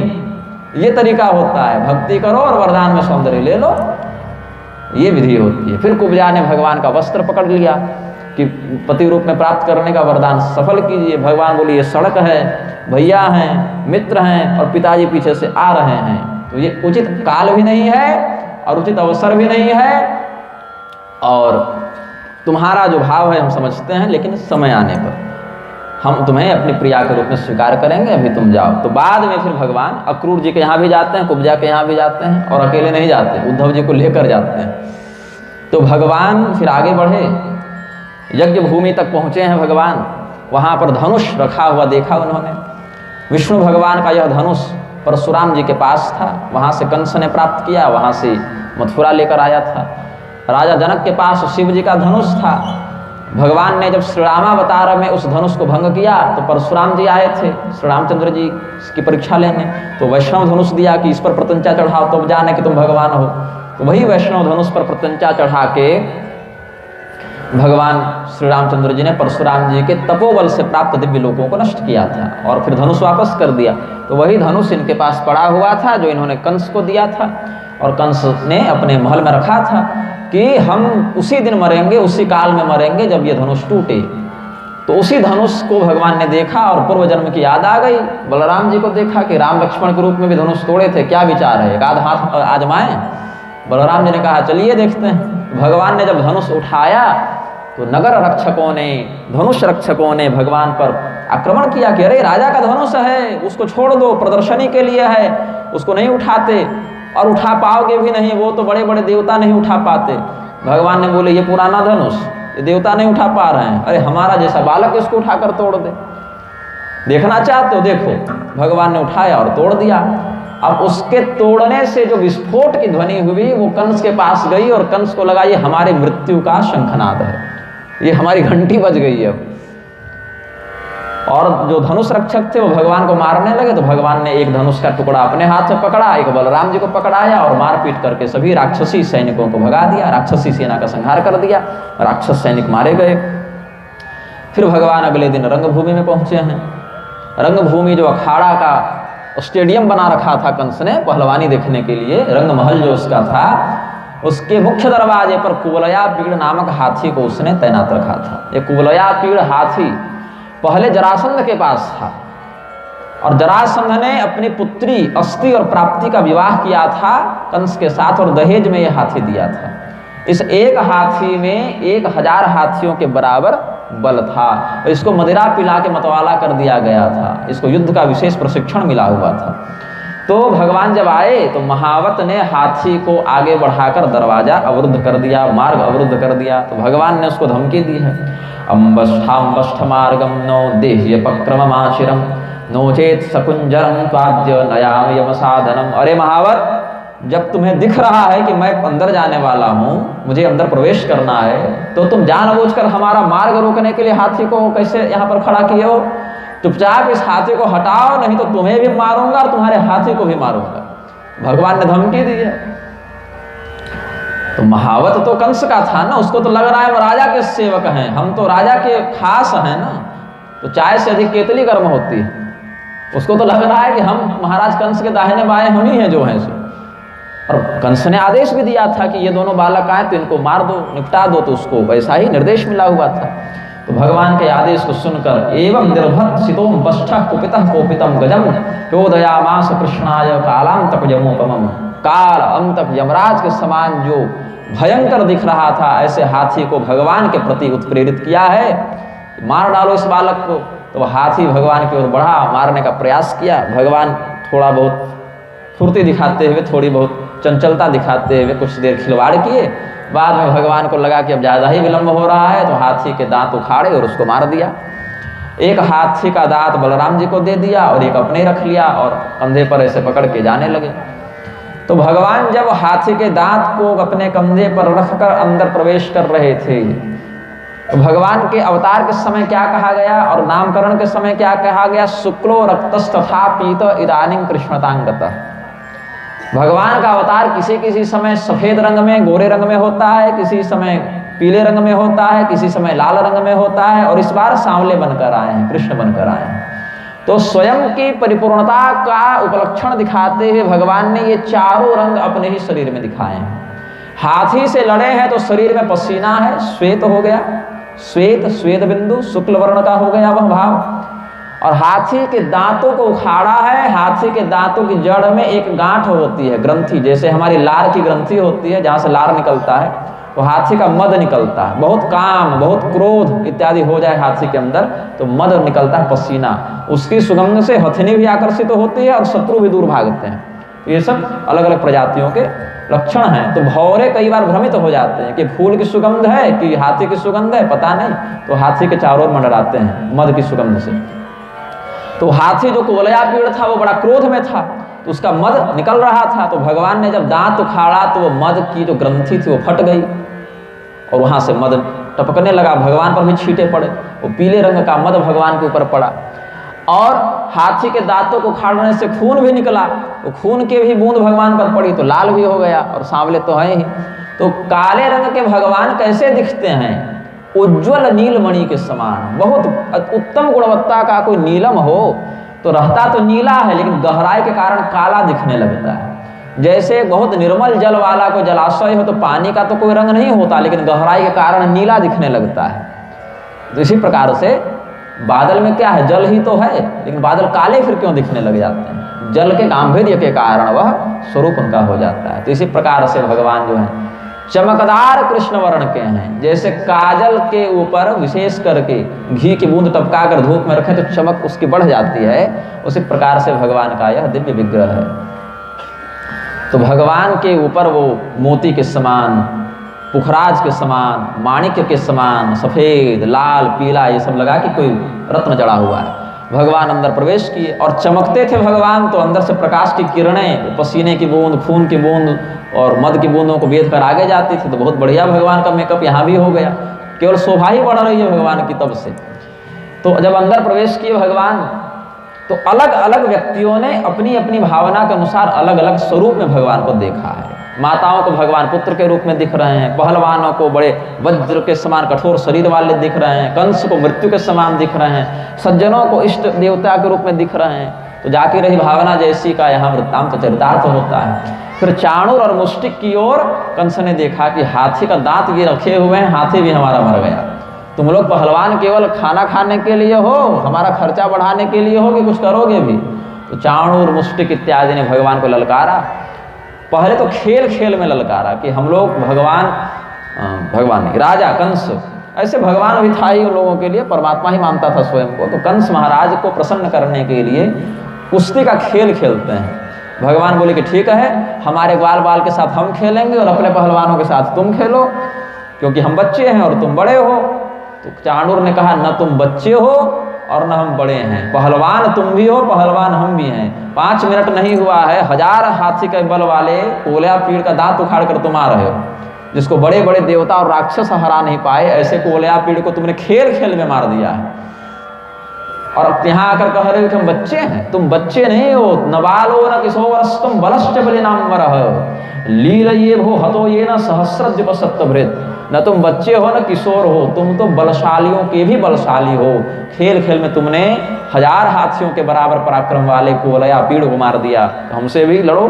भगवान बोले, देखो बाद में मत कहना कि ज़्यादा जोर से मार रहे हो, तुम स्वयं ये प्रस्ताव हमारे पास लेकर आए हो, जब पीटूंगा तो सहन कर लेना। एवं चर्चित संकल्पो भगवान मधुसूदन, जब भगवान ने यह संकल्प किया है कि लड़ेंगे, यह घोषणा की है, तो ये घोषणा सभी लोगों ने सुनी और सभी लोग धिक्कारने लगे कि ये सभा सत्पुरुषों के रहने योग्य नहीं रही, क्योंकि यहाँ बड़े बड़े गरिष्ठ शरीर वाले पहलवानों को कोमल कोमल अंग वाले बच्चों से लड़वाया जा रहा है। ये तो दुष्टों की सभा हो गई। तो ऐसा धर्मम व्यतिक्रमो यस्य समाजस्य ध्रुवम भवेत् यत्रा धर्मः समुत्तिष्ठे न स्थेयं तत्र करहिचित् न सभां प्रविशेत् प्राज्ञः सभ्य दोषाननुस्मरन् अब्रुवन् विब्रुवन् नज्ञो नरः किल विषमश्नुते। सत्पुरुषों को क्या कर, किसी प्रकरण में स्वामी विद्याभास्कर जी से हमारी चर्चा चल रही थी, तो यही श्लोक पर चिंतन बना, इसी पर कुछ चर्चा चल रही थी। जहां पर निश्चित हो कि यहाँ धर्म की मर्यादा को तोड़ने के लिए ही सभा बुलाई गई है, ऐसी सभा जिसका उद्देश्य स्पष्ट हो कि यहाँ तो अधर्मी लोग ही जुटे हैं और यहाँ पर धर्म का उपहास ही किया जाएगा, जहाँ निश्चित हो कि यहाँ धर्म की मर्यादा नष्ट होगी, वहाँ पर व्यक्ति को, सज्जन को टिकना नहीं चाहिए। और जिस सभा में उसे निमंत्रण मिला हो वहाँ नहीं जाए, और अगर पहुँच भी गया हो किसी कारणवश, तो जैसे ही उसको यह बोध हो कि यहाँ गड़बड़ हो रही है वो चला जाए, उस सभा का परित्याग कर दे। सभ्य दोष जो हैं, सभ्य व्यक्तियों के लिए जो दोष बताए गए हैं, ऐसे दोषों से युक्त सभा में बुद्धिमान व्यक्ति प्रवेश न करे, क्योंकि जो कि आजकल के बहुत से धर्मगुरुओं के साथ व्यवस्था हो जाती है। इसका स्पष्ट वर्णन किया है, क्या कहते हैं, अब्रुवन विब्रुवन नज्ञो नरह किल विषम स्नुते।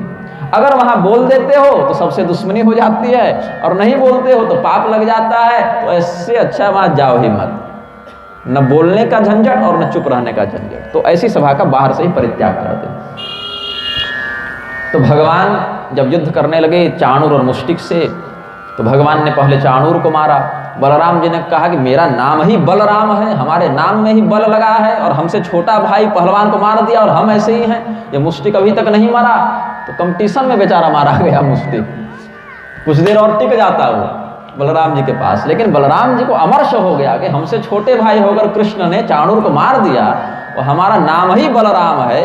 बलाधिक्यात् बलम विदुः, बल की अधिकता से हमारा नाम बलराम रखा गया है, और ये हमसे खिलवाड़ कर रहा है। मुष्टिक को भी मार दिया। फिर भगवान कृष्ण को मारने के लिए और भी पहलवान आए, तो बलराम जी ने कहा अब हम अकेले सबको मारेंगे।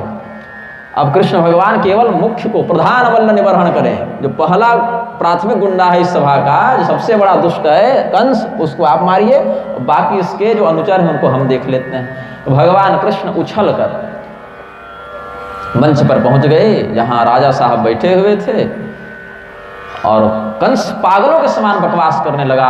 नंद को बांध लो, वसुदेव को बांध लो, ये सबको काट डालो, मार डालो, ये देवता सब छल करते हैं, षड्यंत्र करते हैं। कभी कहते हैं कि 8वीं संतान मारेगी, 8वीं संतान पता चलता है लड़की निकल जाती है, फिर पता चलता है ये लड़की यहाँ की नहीं, ये तो नंद बाबा की पुत्री है, यहाँ तो बच्चे का ही आदान प्रदान हो गया। बहुत धोखा दिया है इन देवताओं ने हमें, इनकी भविष्यवाणी चक्कर में हमारी दुर्गति हुई है।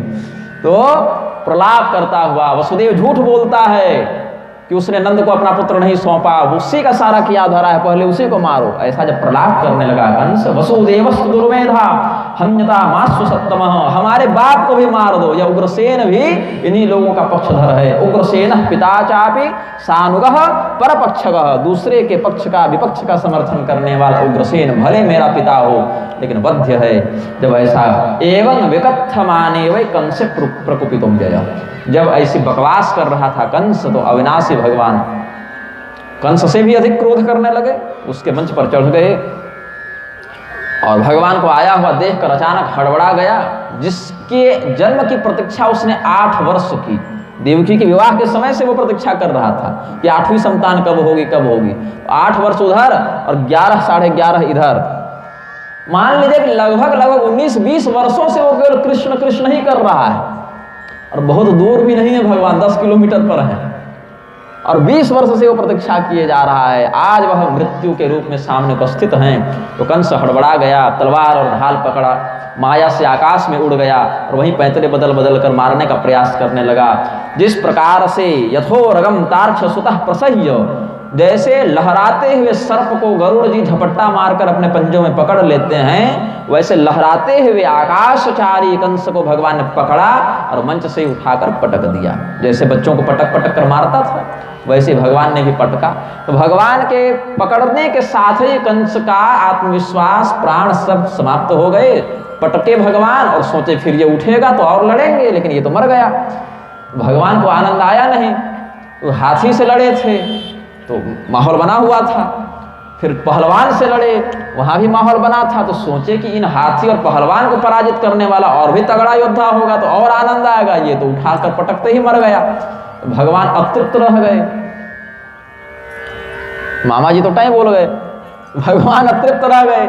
तो पैर पकड़े मामा जी का और घसीटने लगे कि उठो, अभी कहाँ, अरे तुमने हमारे 6 भाई पटके हैं, अब मामा जी को देख हंस रहे हैं ये लोग, धन्य है प्रभु आप लोग, लेकिन कथा पर ध्यान दीजिए। तो भगवान कंस इकलौता मामा था, भगवान वैसा मामा किसी को न दे, बल्कि शकुनी भी बढ़िया मामा में गिना गया है। कम से कम अपनी बहन के बच्चों को खुद नहीं पटका, दूसरे से पटकवाया, अपने नहीं मारा। तो भगवान ने कहा कि हमारे 6 भाइयों को पटका है तुमने, 6 बार तो हम पटके तुमको भी। लेकिन कंस मर चुका था। हा हे शब्द सुमहान सदा भूदुदीरित सर्वजनैर नरेंद्र, हाहाकार होने लगा।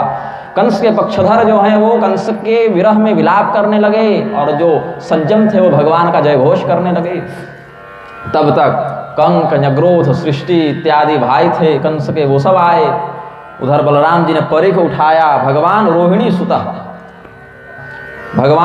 सुत बलराम जी संयत होकर आते हुए उन कंस भ्राताओं का वध कर दिए। फिर भगवान कृष्ण जेल में गए, अपने माता पिता को मुक्त कराया, नाना जी को मुक्त कराया। अब वसुदेव देवकी को वो सारी घटनाएं स्मरण हो गई कि कैसे इसी जेल में ये परमात्मा प्रकट हुए थे। अब इनको याद आ रहा है, क्योंकि अब तो कोई छिपाने की बात नहीं रही, तो अब वो माया की आवश्यकता नहीं थी। अब भगवान ने वो पर्दा हटा दिया, पर्दा खोल दिए तो रहस्य खुल गया। तो ये जो हैं वसुदेव देवकी, इनको जब भगवान ने प्रणाम किया तो मूर्ति के समान खड़े रहे। न भगवान कोई भी बच्चे को देखेगा तो गले से लगाएगा, आशीर्वाद देगा, प्रेम पूर्वक व्यवहार करेगा, ये कुछ बोल ही नहीं रहे हैं। भगवान ने वसुदेव और देवकी को प्रणाम किया, माता पिता के चरण छुए, लेकिन वो कुछ नहीं बोले। कृतव संबंधनो पुत्रो सस्व जाते न संकितौ, ये हमारे पुत्र नहीं, ये तो साक्षात परमात्मा हैं, ऐसा उनको बोध हुआ। तो कैसे परमात्मा को आशीर्वाद दें, कैसे उनसे पैर लगाएं। भगवान बोले पर्दा रहने ही दो भाई, ये छोड़ो इसको, क्यों खोल रहे हैं हम ये पर्दा। फिर भगवान ने वो माया का पर्दा ढक दिया। भगवान ने माँ भूदिति निजाम मायाम तथा न जन्मोहिनी, ये पर्दा रहने ही दो, तभी प्रेम बढ़ेगा। भगवान ने फिर पर्दा लगा दिया, और केवल इतना ही याद रहा कि ये हमारे पुत्र वास्तव में हैं, और इनको हम नंदगांव छोड़ आए थे क्योंकि कंस से बचाना था, लेकिन परमात्मा है ये थोड़ा भी भूल गए।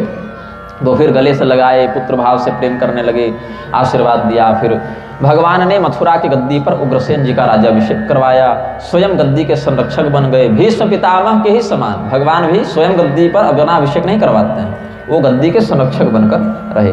द्वारिका बसाए हैं, वहाँ द्वारिकाधीश बने, लेकिन वहाँ भी अपने से वो सिग्नेचर नहीं मारते थे, उग्रसेन जी के नाम से ही सारा काम होता था। इसीलिए जब भगवान के पुत्र सांब को दुर्योधन ने कैद किया तो बलराम जी जब समझौता कराने गए हैं तो कहे उग्रसेन के आदेश से हम आए हैं।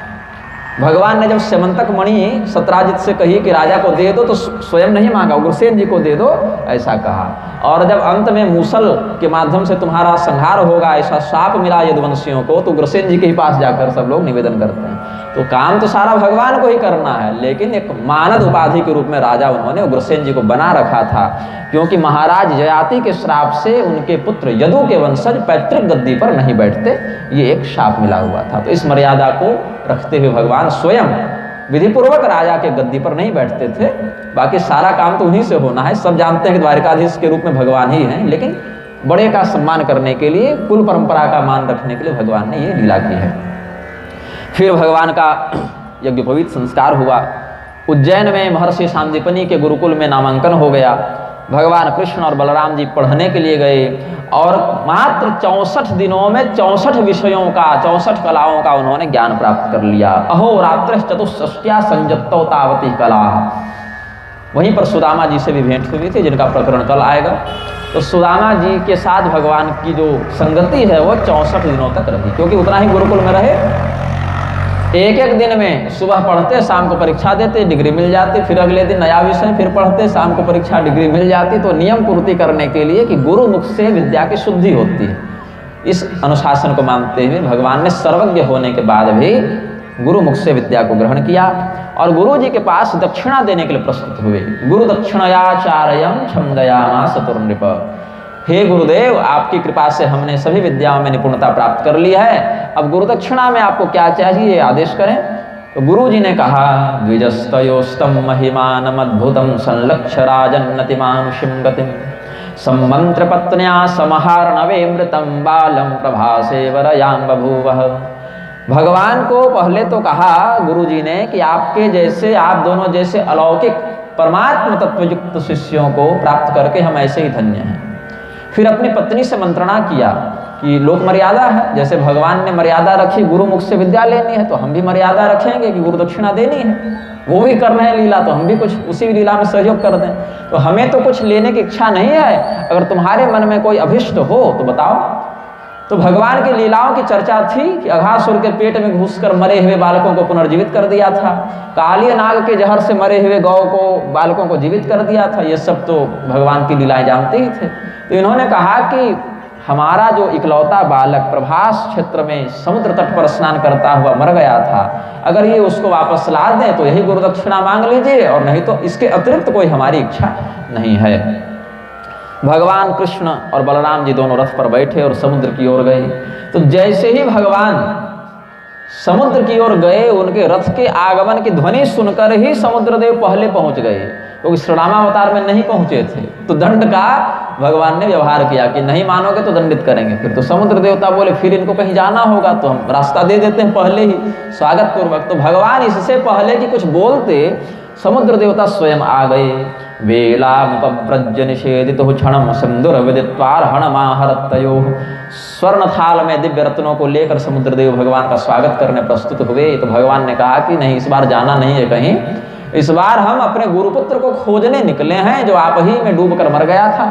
प्रभास क्षेत्र के ही तटवर्ती समुद्र के में वो मरे थे हमारे गुरु भाई, तो आपके पास हो तो लौटा दीजिए। तो समुद्र ने कहा कि प्रभु, ऐसे तो हजारों लोग हजारों स्थानों पर समुद्र में मरते रहते हैं, हमारे पास तो वो नहीं है। लेकिन इसी समुद्र के अंतर्गत एक पंचजन नाम का राक्षस रहता है। नैवा हार्षमहम देव दैत्य पंचजनो महान अंतर जलचर कृष्ण शंख रूप धरो सुर। शंख का रूप धारण करके हमारे ही अंदर पंचजन नाम का असुर रहता है। तो एक बार उससे भी मिल लीजिए, उसके पास अगर आपका गुरु भाई मिल जाए तो ठीक है। तो भगवान अंदर गए, पंचजन असुर मिला, उसका वध किया भगवान ने, उसका पोस्टमार्टम किया। पेट में खोजे तो गुरुपुत्र का डीएनए तक प्राप्त नहीं हुआ, गुरुपुत्र वहां थे ही नहीं। तो भगवान ने सोचा कि ये पंचजन का जो अवशेष है उसको शंख के रूप में हम धारण कर लें।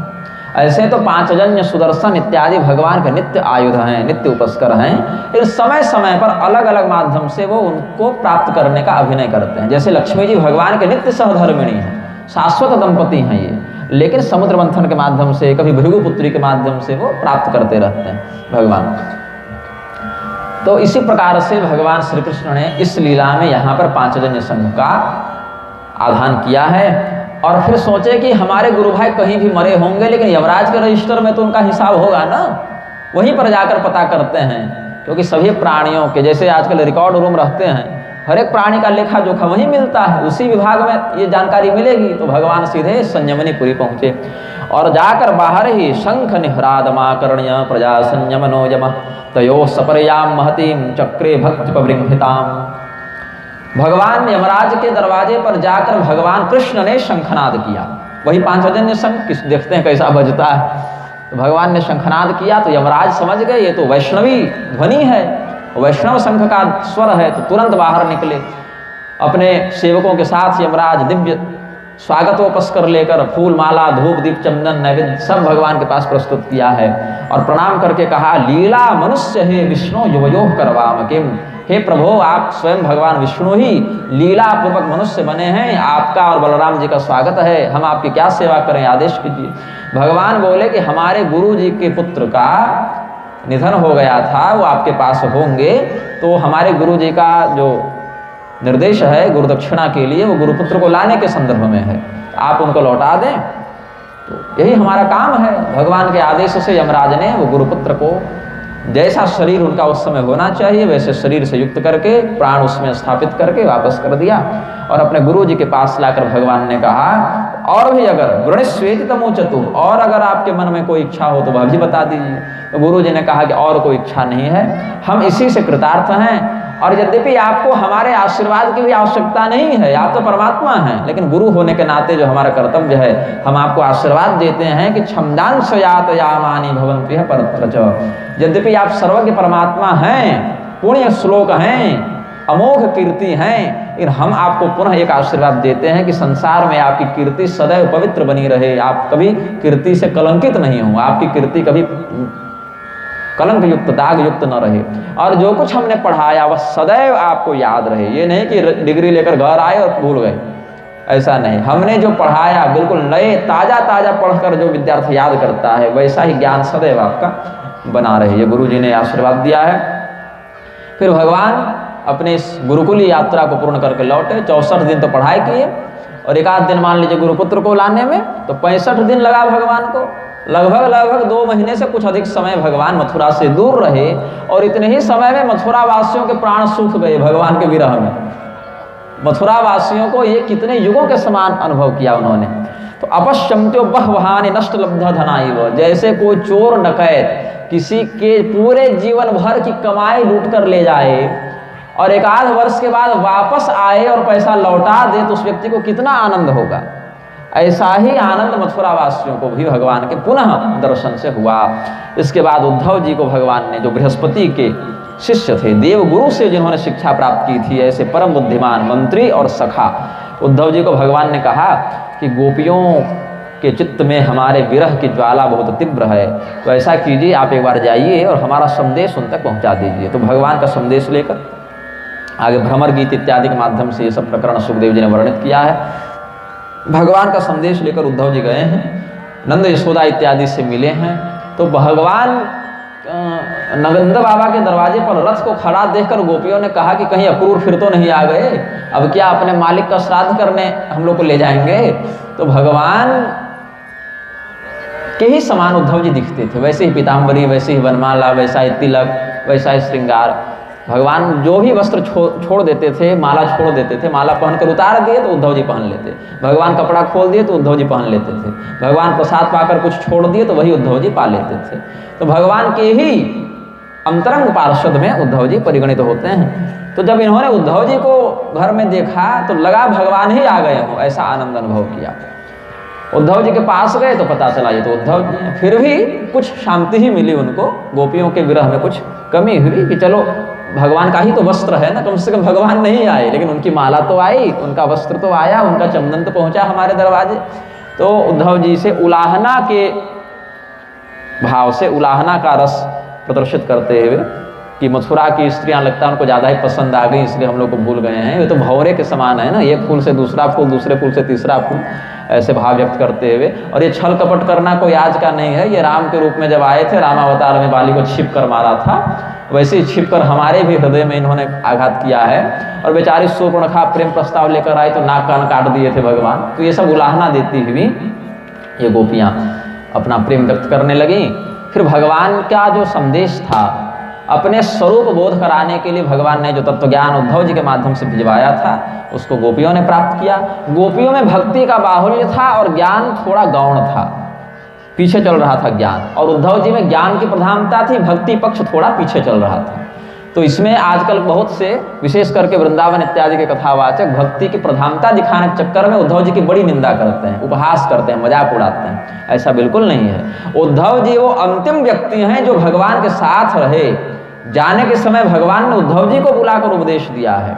उद्धव जी के भरोसे भक्तों को छोड़कर गए हैं, जैसे राम जी हनुमान जी के भरोसे छोड़कर गए ना, ये स्तर है उद्धव जी का। और ब्राह्मणों का शाप, यदुवंश नाश का शाप उद्धव जी को व्याप्त नहीं हुआ, क्योंकि उद्धव जी भगवान के ही एक अंश हैं, तो उनकी निंदा करना भी भगवान की निंदा करने के समान है।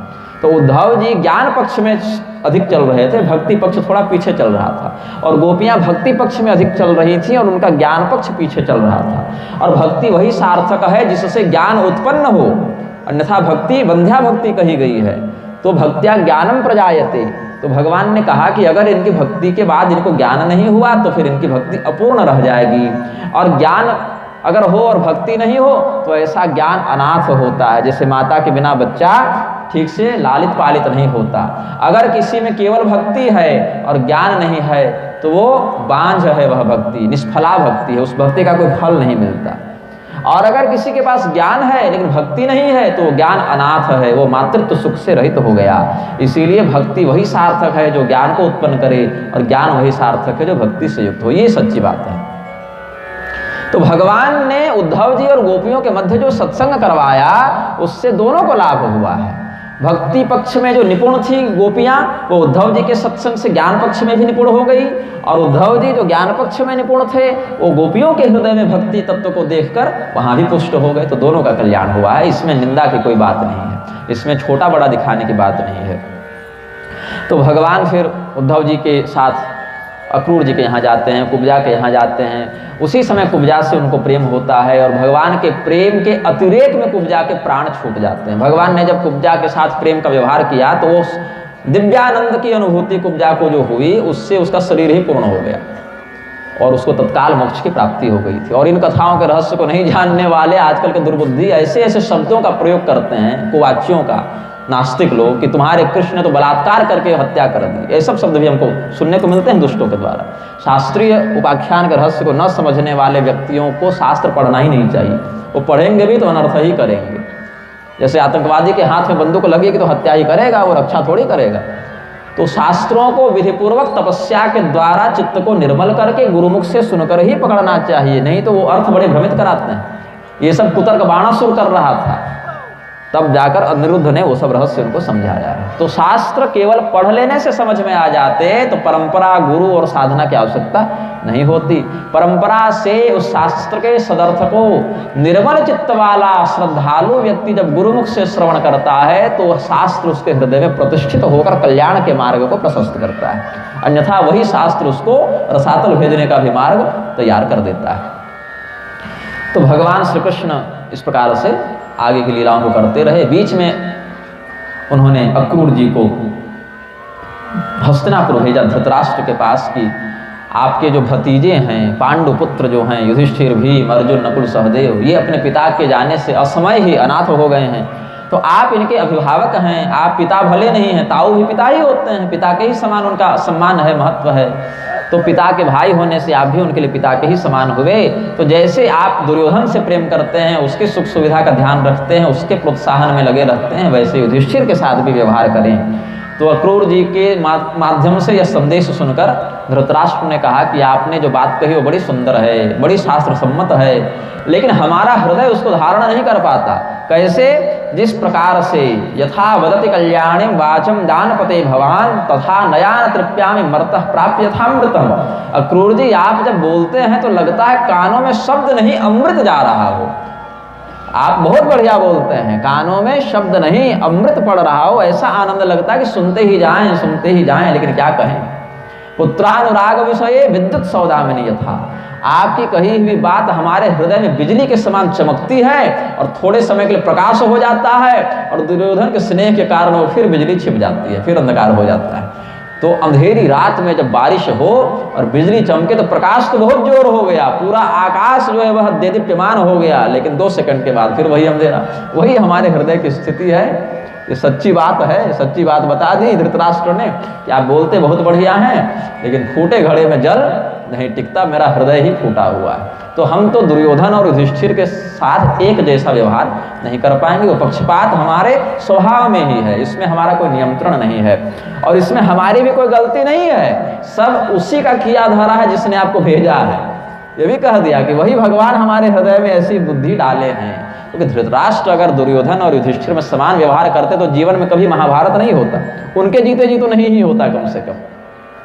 लेकिन ईश्वरस्य विधिम कोनो विधुनोत्यन्यथा पुमान भूमिर्भारावताराय यो तीर्णो यदोह कुले। आपके यदुकुल में पृथ्वी के भार को हरण करने के लिए जिस परमात्मा ने अवतार लिया है, उसी से जाकर पूछिएगा कि उसने मेरे हृदय में ऐसे भेदभाव की बुद्धि क्यों डाली है। एक और वही परमात्मा अवतार लेकर हमारे हृदय में दोनों संतानों के प्रति भेद उत्पन्न करता है और आपके माध्यम से फिर उपदेश दिलवाता है, तो ये हमसे नहीं होगा। हमारा काम भेदभाव ही करना है, हम यही बर्ताव करेंगे। ठीक है, अक्रूर जी कहे कि हम तो दूत हैं भाई, हम तो बात बताने आए, बताकर चले गए। और पांडवान प्रति कौरव्य यदर्थम प्रेषित स्वयं। पांडवों के पक्ष से भगवान ने जो संदेश धृतराष्ट्र के पास भिजवाया था वो प्रसंग यहाँ पूर्ण हुआ। तब तक कंस की जो 2 पत्नियां थीं, जो कंस के मृत्यु के बाद वैधव्य दोष से ग्रस्त हो गई थीं, वो जरासंध के पास गई। मगधराज जरासंध उस समय सम्राट के पद पर था। पृथ्वी पर उससे अधिक सैन्य बल और पराक्रम किसी अन्य राजा के पास नहीं था। जिनके पास था भी वो इसके मित्र ही थे, अपने पक्ष वाले ही थे। तो जरासंध बहुत पराक्रमी, सैन्य बल से युक्त, यहाँ तक कि भगवान पर आक्रमण करने के लिए हस्तिनापुर की सेना भी आई, विराट नगर से भी सेना आई, द्रुपद भी आए। मथुरा पर जब आक्रमण किया जरासंध ने तो नायक तो जरासंध था, लेकिन हस्तिनापुर और विराट नगर, मध्य प्रदेश के धर्मात्मा लोग भी जरासंध से डरते थे, इसीलिए मजबूरी में वो भी मथुरा पर आक्रमण करते थे। तो भगवान कृष्ण के प्रति जरासंध के मन में विशेष वैमनस्य उसी की लड़कियों ने भरा। अस्ति और प्राप्ति नाम की जरासंध की पुत्रियां जरासंध के पास गईं और वेदयाम चक्रतु सर्वमात्म वैधव्य कारणम, अपने विधवा होने में भगवान ही दोषी हैं, ऐसा जरासंध के पास जाकर कहा। तो इस अप्रिय समाचार को सुनकर क्रोध और शोक, दामाद के जाने का शोक और क्रोध भी कि अरे हमारे दामाद को मार दिया, ऐसा भाव रखकर जरासंध ने 23 अक्षौहिणी सेना बटोरी। पूरे महाभारत में जितने सैनिक थे वो 18 अक्षौहिणी सेना के अंतर्गत आ गए। ये 23 अक्षौहिणी लेकर मथुरा पर आक्रमण किया और भगवान की पूरी नगरी को घेर लिया। भगवान बाहर निकले और उसी समय अपने दिव्य रथ और अस्त्र शस्त्रों का आवाहन किया और दोनों भाई मिलकर पूरी सेना का संहार कर दिए। जब बलराम जी जरासंध को मारने के लिए चले तो भगवान कहे नहीं, इसको मत मारिए, मागधस्तु न हंतव्यो भूयः कर्ता बलोद्यमम्, ये मगधराज जरासंध अभी मारा जाने योग्य नहीं है, क्योंकि ये जीवित बचेगा तो अपमान का अनुभव करेगा और फिर ये सैनिक बटोर कर लाएगा। तो जिस काम के लिए हम पूरी पृथ्वी पर घूम रहे थे उसको घर बैठे ये पूरा करवाता रहेगा। घर बैठे रहो, अपना ऑफिस खोल लो और ये कूपन कटवाता रहे हर साल आकर, प्रीमियम भरते हैं ना एजेंट। तो ये क्या है, हमारे अभियान का बहुत बड़ा कर्णधार है, इसको पता नहीं है ये हमारे लिए काम कर रहा है, बिना पैसे का सेवक है। जैसे कहते हैं ना, तुम हमारे सेवक हो बस तुमको पता नहीं है, क्योंकि तुम्हारे माध्यम से हमारा ही काम बन रहा है। इस जरासंध को लगता है ये हमें मारने आ रहा है, अरे नहीं, ये अपने सैनिकों को यहाँ लाता है, हम मारते हैं और पृथ्वी का भार हरण होता है। तो ऐसा करके अन्योपि धर्म रक्षा ये देह संभृते मया, ऐसे भी हमारा शरीर तो हमने धर्म की रक्षा के लिए ही धारण किया है। तो इसमें बहुत सुंदर उपाय दिख रहा है हमें। तो जरासंध हर साल आता और प्रधान राजाओं को भगवान छोड़ देते और उसके सामने जरासंध को खूब पीटते, उसके मस्तक पर खूब लात बरसाते और अधमरा करके छोड़ देते कि जाओ जाओ, छोड़ दिया, अब नहीं मारेंगे तुमको, जाओ फिर आराम करो, मलहम पट्टी कराओ। और इतने राजाओं के सामने जरासंध को सिंहासन पर बैठने में बहुत शर्म लगती, बहुत लज्जा का अनुभव करता है। फिर 1 वर्ष के बाद फिर सेना बटोर कर ये पहुंच जाता। तो इस प्रकार से 17 बार इसने 23 अक्षौहिणी सेना लेकर भगवान पर आक्रमण किया। भगवान 18वीं बार एक विशेष घटना की ओर ध्यान देते हैं कि इस बार जो आक्रमण होने वाला है, जरासंध आने ही वाला था, 2-3 दिन बच गए थे जरासंध को आने में, सेना चल चुकी थी। अब गिरिब्रज से मथुरा आने में, यात्रा में जो सेना को समय लगता वही समय शेष था। तब तक गर्ग मुनि का एक यवन पुत्र, गर्ग मुनि के साले ने भरी सभा में उनको नपुंसक कह दिया था, अपनी ही बहनों को नपुंसक कह दिया। तो ये उनको बड़ा कष्ट हुआ हृदय में, किसी भी व्यक्ति को लगेगा। तो उन्होंने कहा हम ऐसे पुत्र को जन्म देंगे जो यदुवंशियों का काल हो। तो यवन कुल में उन्होंने एक संतान उत्पन्न की। ऋषियों के पास ऐसा बल था कि वो अपने इन दोषों का समन कर सकते थे। तो काल यवन नामक एक पुत्र को जन्म दिया और ये बहुत पराक्रमी था। तो 3 करोड़ मृक्षों की सेना लेकर जरासंध तो 23 अक्षौहिणी लाता था ना। 23 अक्षौहिणी सेना में सैनिक कितने होंगे? लगभग 50 लाख सैनिक। ये 3 करोड़ लेकर आया, 6 गुना अधिक सेना लेकर आया और मथुरा को घेर लिया। तो भगवान ने सोचा कि ये मथुरा नगरी जो है, ये कई वर्षों से आक्रमण झेल रही है, ये मथुरा नगरी अब जर्जर हो गई है। तो हमें अपने परिजनों का संरक्षण करने के लिए एक मजबूत किला चाहिए, दुर्ग चाहिए, जहाँ बारंबार आक्रमण नहीं हो। तो भगवान ने विश्वकर्मा को कह के कुशस्थली नामक नगरी का जीर्णोद्धार करवाया और वहीं पर द्वारिका बसाई। पहले वो कुशस्थली नगरी थी, वहाँ पर रैवत इत्यादि का वंश राज्य करता था, वो सब समाप्त हो चुके थे, वो खंडहर बन गया। भगवान ने कहा प्लॉट तो है अपने पास, यहाँ केवल किला गढ़ना है, गढ़ बनाओ। विश्वकर्मा को कह दिया कुशस्थली नगरी ही समुद्र के बीच में है, वही टापू हमारे लिए उपयुक्त है, क्योंकि वहाँ पर हवाई हमला ही हो सकता है। इधर से जल के रास्ते नाव लेकर भी जाएंगे तो व्यूह रचना कैसे करेंगे? वो दुर्ग बड़ा दिव्य होगा, वही द्वारिका बसाओ। भगवान के आदेश से विश्वकर्मा ने पृथ्वी पर ही मानो स्वर्ग उतार दिया, द्वारिका के रूप में पृथ्वी पर ही स्वर्ग का दर्शन करा दिया, स्वर्ग को भी लज्जित कराने वाला वैभव दिखा दिया। और भगवान के समस्त प्रजाजनों को रातों रात योग बल से वहाँ स्थानांतरित कर दिया गया।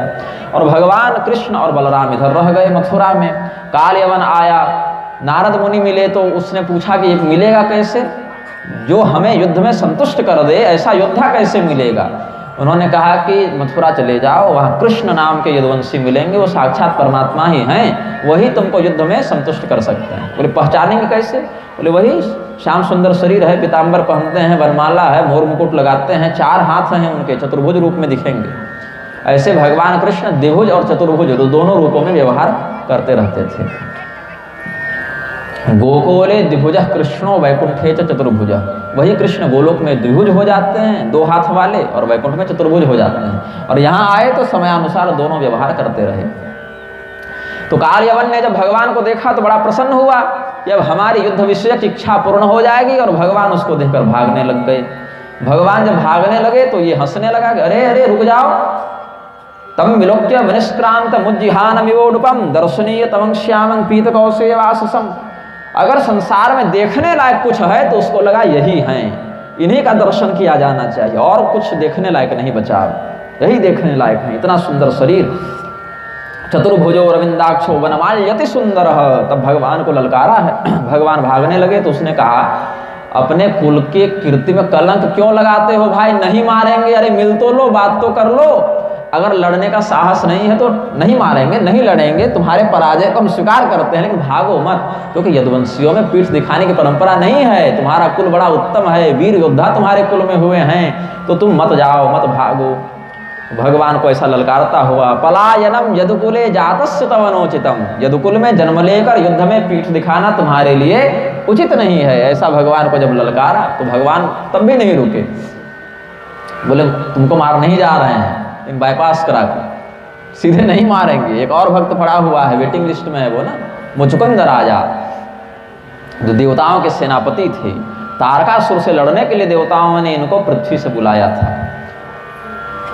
तो ये मुचुकुंद राजा भगवान के बड़े भक्त थे। युद्ध में देवताओं का संरक्षण करते हुए जब ये सेवानिवृत्त हुए, जब देवताओं के सेनापति के रूप में शिवनंदन कुमार कार्तिकेय का अभिषेक कर दिया गया, तब ये सेवानिवृत्त हो गए, जनरल साहब रिटायर हो गए, तो क्या करें। इन्होंने कहा मोक्ष दे दीजिए। तो देवताओं ने कहा मोक्ष देने का काम भगवान का है, हमारा वह विभाग नहीं है, हमारा वह सामर्थ्य नहीं है। तो इन्होंने कहा कि भगवान कैसे मिलेंगे। तो गर्ग मुनि ने वहाँ भविष्यवाणी की थी कि जब ये द्वापर का अंत आएगा और यदुवंश में भगवान कृष्णावतार लेंगे तो उसी समय आपको उनके दर्शन का सौभाग्य मिलेगा। वही गर्ग मुनि का लड़का कालयवन भगवान को दौड़ा रहा था। भगवान बोले गर्ग मुनि ने कालयवन को जन्म दिया है और मुचकुंद को भविष्यवाणी करके हमारे आगमन का समाचार भी बताया है। तो भगवान उसी गुफा में प्रवेश किए जहाँ मुचकुंद विश्राम कर रहे थे, और अपने पीताम्बरी मुचकुंद को उड़ा दिए और अंदर छिप गए। कालयवन को लगा इतनी दूर से हमको दौड़ा कर लाया है, थक गया हूँ और यहाँ सो रहा है। उसने एक लात जमा दी, मुचकुंद जगे, नेत्र खोले और उनके देखते ही कालयवन भस्म हो गया। अब मुचकुंद को 2 चिंताएं, ये मुझे मारा क्यों, मैंने क्या गलती की थी, मैं तो सो रहा था अपना, तो इसने मुझे मारा क्यों, और जो भस्म हो गया वो था कौन। तब तक भगवान निकले। तो भगवान को जब मुचकुंद ने देखा वैसे दिव्य रूप में, तो प्रणाम किया और पूछा कि आप कौन हैं। मैं तो भाई यौवनाश्व मानधाता का पुत्र सूर्यवंशी क्षत्रिय मुचकुंद हूँ। मैं पहले अयोध्या का राजा था और बहुत दिनों से सो रहा था। देवताओं ने कहा कि जब तक भगवान नहीं आते आप विश्राम कीजिए, बहुत थक गए हैं आप युद्ध करके। तो फिर भगवान का दर्शन प्राप्त किया मुचकुंद ने, और गर्ग मुनि के वाक्य को स्मरण किया कि ये भगवान मिलेंगे। फिर भगवान ने बताया वही गर्ग जी का बेटा था जो आपको लात मार के गया है, वही कालयवन था। और भगवान से जब मुचकुंद ने मोक्ष मांगा कि आप मिल गए, मोक्ष कर दीजिए, हमारा मुक्त कर दीजिए, हमें मोक्ष दे दीजिए, तो भगवान ने कहा अभी नहीं। क्यों? अभी तुम्हारा चित्त संसार के प्रति उतना अनासक्त नहीं हुआ है, अभी कुछ वासना शेष है तुम्हारी। क्योंकि तुम्हारे जीवन के 3 भाग हुए, तुमने अपनी आयु को 3 प्रकार से व्यतीत किया है। एक हिस्सा तुमने राजा के समान सुख का उपभोग करते हुए पृथ्वी पर बिताया, तो सुख भोगते हुए राजा के समान रहोगे, उससे मोक्ष का कोई संबंध नहीं है। और फिर स्वर्ग में जाकर देवताओं के सेनापति बनकर राक्षसों से लड़ते हुए बिताया, उसका भी मोक्ष से कोई संबंध नहीं है। और आयु का 3रा भाग तुमने सोकर बिताया। तो मेरी आराधना कब की तुमने?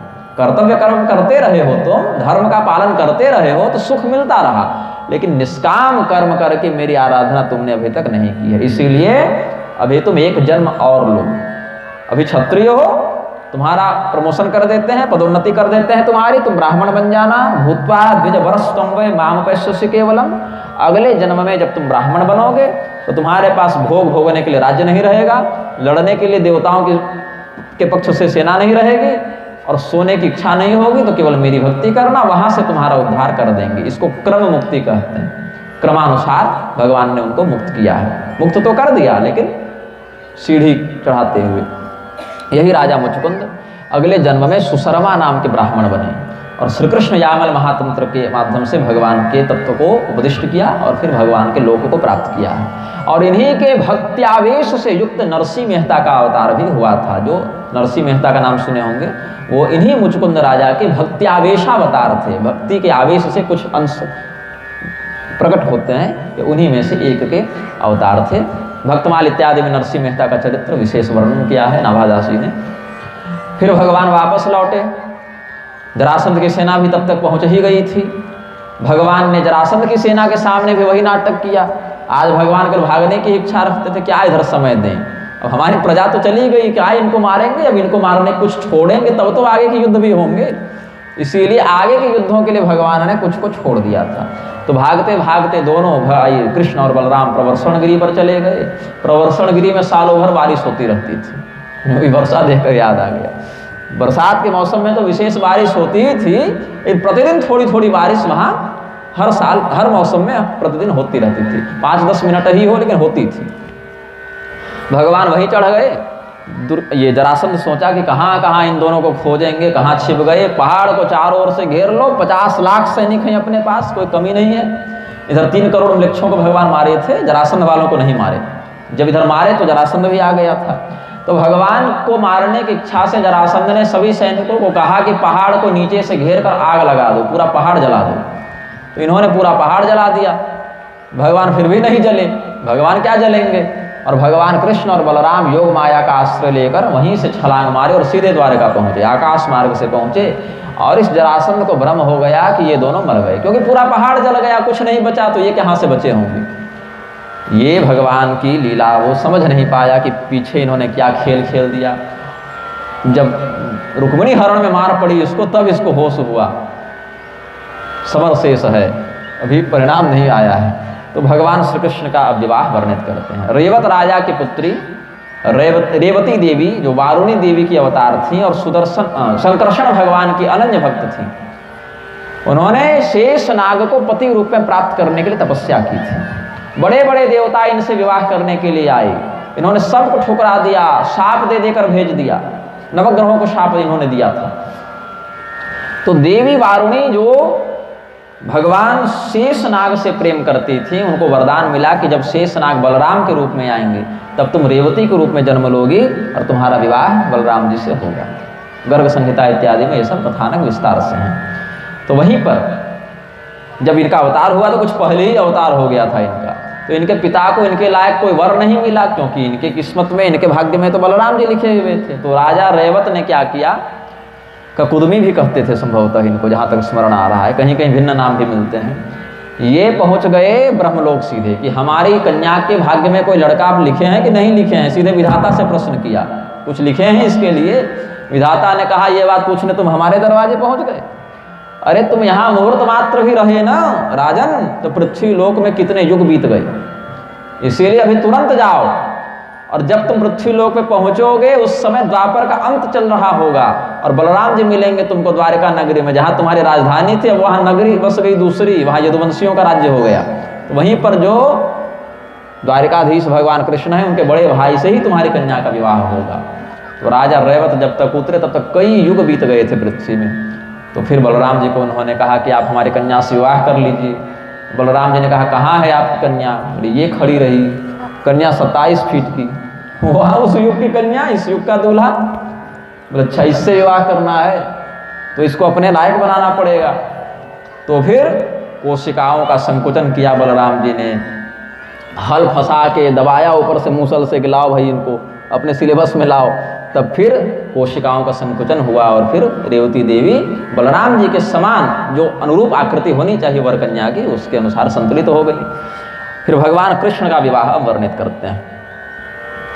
विदर्भ देश के राजा भीष्मक, जो कुंडिनपुर नामक नगरी में राजधानी बनाकर उस देश का शासन करते थे, उस राज्य के राजा थे। उनके 5 पुत्र और 1 पुत्री थी। राजासीर भीष्मको नाम विदर्भाधिपतिर्महान् तस्य 5 भवन पुत्राः कन्यका च वरानना।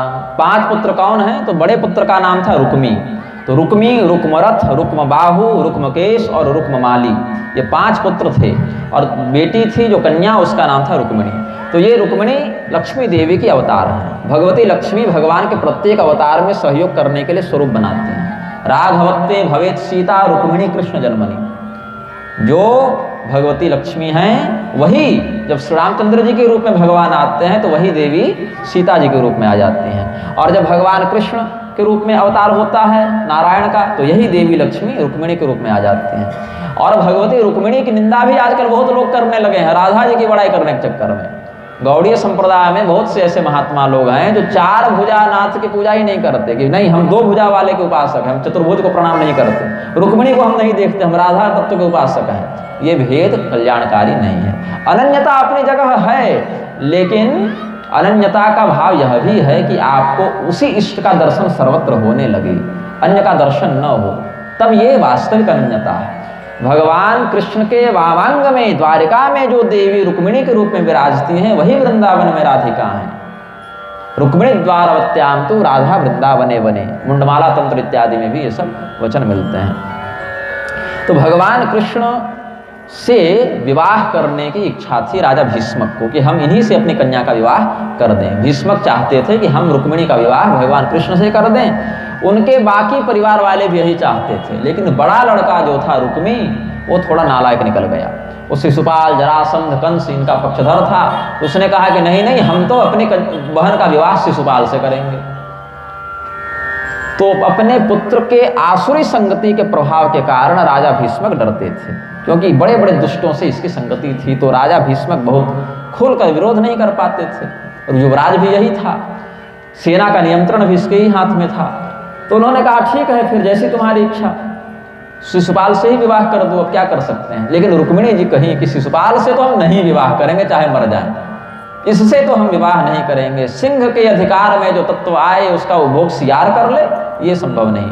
तो एक ब्राह्मण को बुलाकर उन पर बहुत भरोसा करके भगवान के पास अपनी परिस्थिति को बताते हुए एक पत्र लिखा उन्होंने कि अब भगवान के अलावा कोई हमारी रक्षा नहीं कर सकता।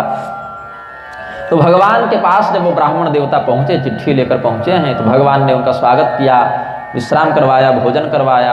और जब ब्राह्मण देवता विश्राम कर चुके, शांत चित्त हो चुके, तब उनसे पूछा कि आपके आगमन का कारण क्या है।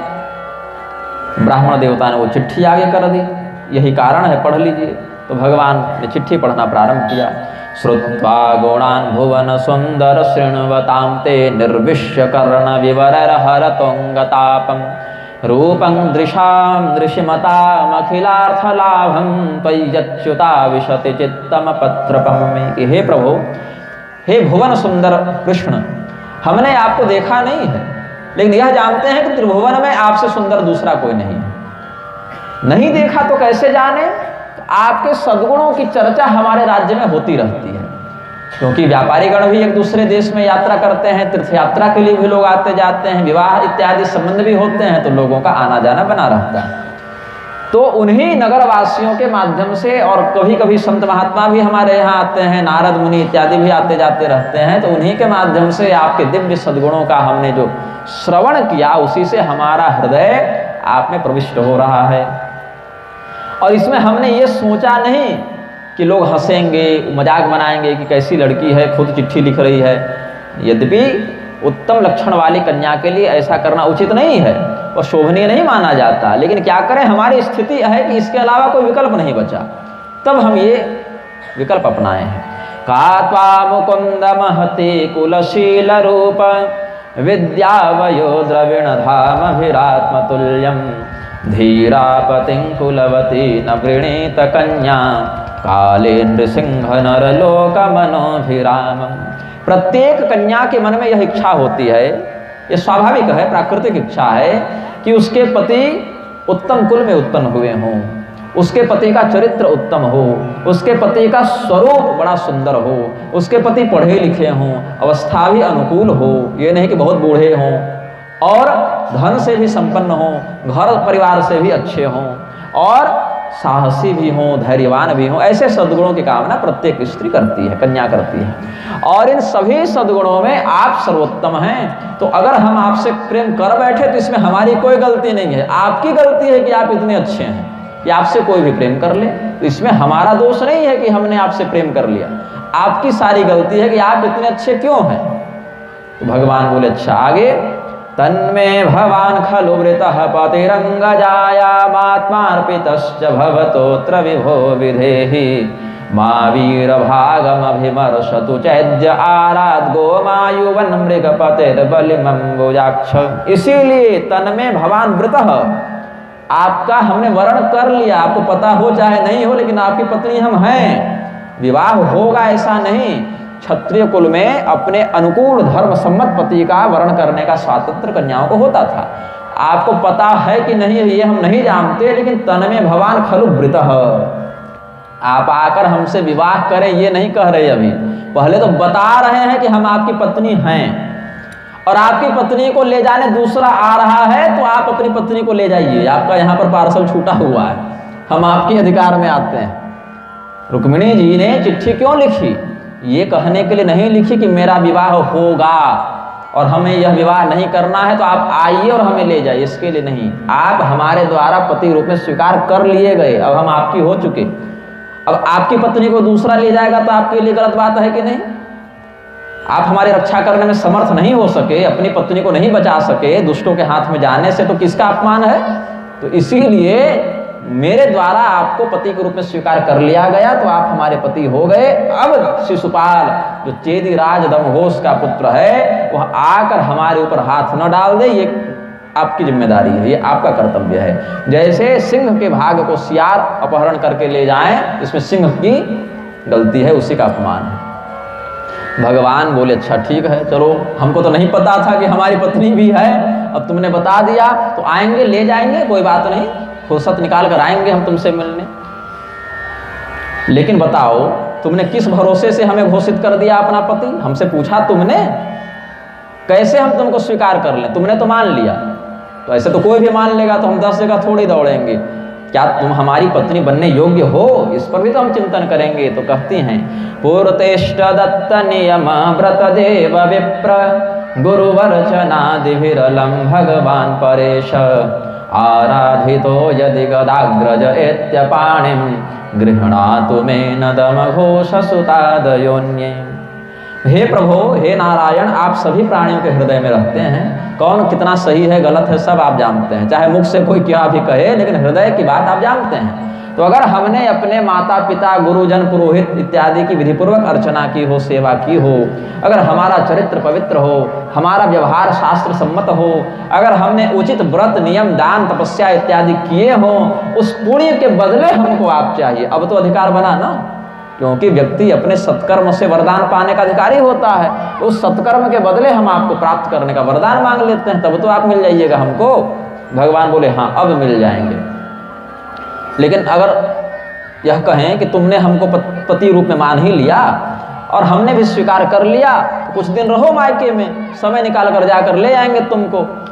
तो कहा नहीं, यही तो गड़बड़ है कि समय नहीं है, क्योंकि शोभा विनीतमजितोद्वहने विदर्भान गुप्तः समेत्य पृतनापतिभिः परितः निर्मथ्य चज्यमगधेन्द्र बलं प्रसह्य मां राक्षसेन विधिनोद्वह वीर्यशुल्काम्। विवाह के 8 प्रकार हैं, ब्राह्म दैव आर्ष प्राजापत्य गांधर्व आसुर राक्षस और पैशाच। इसमें पहले जो 4 प्रकार हैं ब्राह्म आर्ष दैव और प्राजापत्य वो श्रेष्ठ बताए गए हैं, और बाकी के जो 4 प्रकार हैं गंधर्व आसुर राक्षस और पैशाच वो निकृष्ट बताए गए हैं। जिसमें प्रेम विवाह भी गंधर्व विवाह में आता है, उसको अधम बताया गया, उत्तम नहीं बताया गया है। तो गंधर्व विवाह इसीलिए अधम बताया गया क्योंकि वह शास्त्र सम्मत भी हो सकता है और विरुद्ध भी हो सकता है। अगर केवल शारीरिक तृप्ति के लिए किसी स्त्री पुरुष का संपर्क हो जाए तो वो स्त्री पुरुष नहीं, फिर वो नर मादा हो गए, वो विवाह नहीं हुआ, जो विचार हो गया। और अपने कुल गोत्र अवस्था वर्ण इत्यादि का विचार करके अगर किसी का हृदय कहीं अनुरक्त हो जाए और वहां एक दूसरे को पति पत्नी के रूप में वो स्वीकार कर ले तो वह विवाह है। लेकिन वो भी तभी मान्य होता है जब पुनः ब्राह्म विवाह की विधि से कन्यादान इत्यादि हो और वह संस्कार संपादित हो। शास्त्र सम्मत में केवल इतना ही है कि बताया जाता है कि अमुक व्यक्ति को हम अपने पति के रूप में योग्य समझते हैं या अमुक कन्या हमें अपने अनुकूल लगती है, इतना ही तात्पर्य है, इसके अधिक का कोई वहां औचित्य नहीं है। और बाकी 3 विवाह में आसुर राक्षस पैशाच विवाह में युद्ध होता है, युद्ध इत्यादि का आश्रय लेना पड़ता है। तो आसुर विवाह किसे कहते हैं, जिस राक्षस विवाह किसे कहते हैं, माम राक्षसेन विधिनोद वह वीर्य शुल्काम।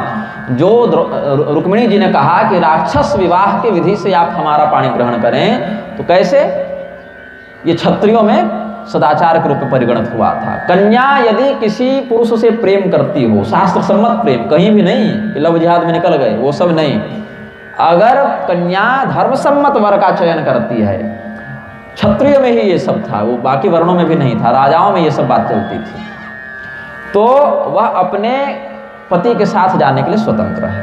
और अगर उसके परिजन इसमें हस्तक्षेप करते हैं, तो अगर उस व्यक्ति में सामर्थ्य है तो युद्ध लड़े, कन्या के परिजनों को हराए और विवाह करके ले जाए। इसमें कन्या की सहमति होती थी। और पैशाच विवाह में कन्या की सहमति नहीं होती थी, वो एक प्रकार से बलात्कार ही जानिए कि उसको बलपूर्वक परिजनों को मारकर घसीट कर ले जाए। वो पिशाचों का विवाह है, वो मनुष्यों का विवाह नहीं है।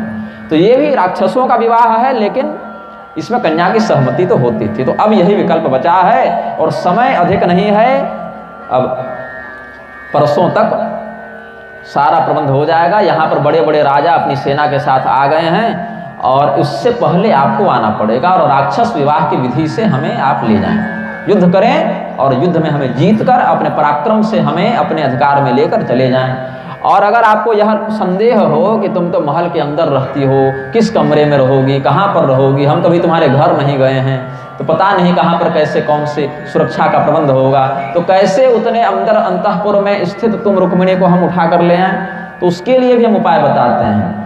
अंतःपुरांतरचरे मने हत्य बंधुं स्वामुद्वहे कथमिति प्रवदाम्युपायम् पूर्वद्युरस्ति महते कुलदेवी यात्रा यस्यां बहिर्नववधुर्गिरिजामुपेयात्। हमारे कुल में एक परंपरा है कि विवाह से एक दिन पूर्व जो कन्या है, वधू है, वह देवी जी का, गौरी देवी का पूजन करने के लिए नगर से बाहर निकलती है। नगर के बाहर दुर्गा देवी का, पार्वती जी का मंदिर है, वहीं पूजा करने जाते हैं। तो जब हम बाहर निकलेंगे तो उसी समय जब हमारी पूजा पूर्ण हो जाएगी तो ज़्यादा सैनिक इत्यादि भी नहीं रहेंगे, वहीं से आप हमारा पाणी ग्रहण करके ले जाएं। और भगवान यदि इतना कहने के बाद भी यदि हे प्रभु आप हमें स्वीकार नहीं करते हैं, यदि आप हमारे निवेदन को स्वीकार नहीं करते हैं, हमारी उपेक्षा कर देते हैं, तो हमारा एक और संकल्प आप सुन लीजिए। यस्यांघ्रे पंकज रजस्नपनं महांतो वाञ्छन्त्युमापतिरिवात्मतमोपहत्यै यर्ह्यम्बुजाक्ष न लभेय भवत्प्रसादं जह्याम सुन्वत कृशान् शतजन्मभिष्यात्।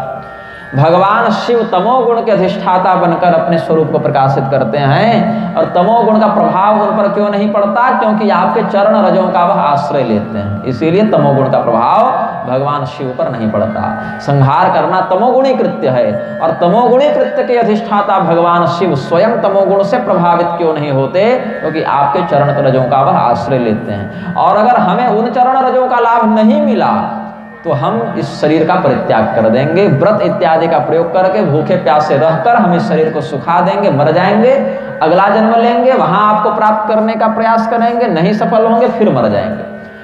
चाहे जितने भी जन्म लेने पड़े और जितना शरीर बदलना पड़े और जितना भी कष्ट झेलना पड़े, लेकिन हम आप ही से विवाह करेंगे, दूसरे से नहीं करेंगे। पार्वती जी से प्रेरणा ली थी, जन्म कोटि लगी रगर हमारी, उन्हें पूजा कर रहे हैं, ये भाव उनमें दृढ़ था। भगवान कृष्ण ने जब ये संदेश पढ़ा तो बहुत प्रेम से उनका हृदय आप्लावित हो गया। उन्होंने ब्राह्मण देवता को कहा कि वेदाहम रुक्मिणा द्वेषान ममोद्बाहो निवारिता।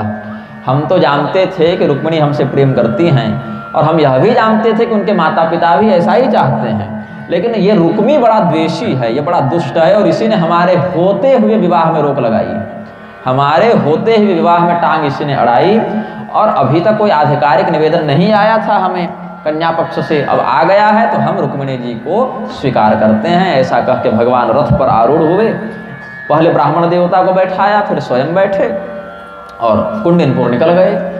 कुछ देर बाद बलराम जी आए भगवान कृष्ण के महल में, तो भगवान दिखे नहीं। अब भगवान कहाँ गए, ये जब द्वारपालों से पूछा तो द्वारपालों को भी नहीं पता कहाँ गए। उन्होंने कहा कि पता नहीं प्रभु, भगवान कहीं तो गए हैं।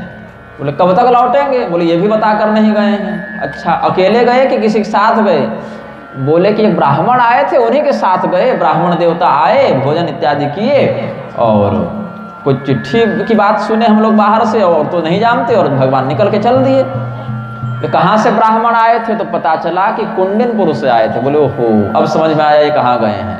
वहाँ परसों विवाह है ना, भीष्मक की पुत्री का विवाह है, ये वहीं गए हैं। अरे गए हैं तो बता के जाना चाहिए घर में, वो कोई सुरक्षित स्थान है? पूरे संसार के आतंकवादी वहीं प्रवेश करके बैठे हुए हैं, सारे सैन्य बल वाले वहीं भरे हुए हैं। अरे हमको बता देते, हम जाते साथ में। तो यद्यपि भगवान अकेले ही समस्त दुष्टों का संहार करने में समर्थ हैं, फिर भी बलराम जी अपने भाई के प्रेम में भ्रातृ स्नेह वसात कहे सैनिकों को कि चलो चलो चलो। अब वो तो निकल गए हैं, पीछे पीछे हम ही लोग को जाना पड़ेगा। तो बलेन महता सार्धम भ्रातृस्नेह परिप्लुतः परितः कुंडनम प्रागात् गजास्वरथ पत्तिभिः। भगवान कृष्ण आगे आगे चले, बलराम जी 1-2 घंटा पीछे चल रहे थे, सेना सजाकर इनको निकलना था। बलराम जी के पहले ही भगवान पहुंच गए कुंडिनपुर, क्योंकि सेना प्रत्येक मार्ग से नहीं जा सकती, और भगवान का रथ तो शॉर्टकट लेके भी जा सकता है, अकेला रथ ले जाना है। और इनके साथ तो लाखों सैनिक हैं, तो उनके अनुकूल मार्ग से, हाईवे से इनको जाना है। भगवान तो कहीं से भी रथ ले जाएं जल्दी पहुंचने के लिए। कुंडिनपुर पहुंचे तो भीष्मक ने इनका बड़ा स्वागत किया कि बड़ी कृपा है आप पधारे। भगवान बोले गड़बड़ कर रहे हैं आप महाराज, रिश्ता हमसे तय हो रहा था और शिशुपाल से आप विवाह कर रहे हैं। नजर नजर में बात हुई, ये सब शाब्दिक बात नहीं हुई। भीष्मक बोले क्या कहें, हमारा लड़का इतना दुष्ट है, हमारी भी अभी भी यही इच्छा है कि आप ही से मेरी कन्या का विवाह हो।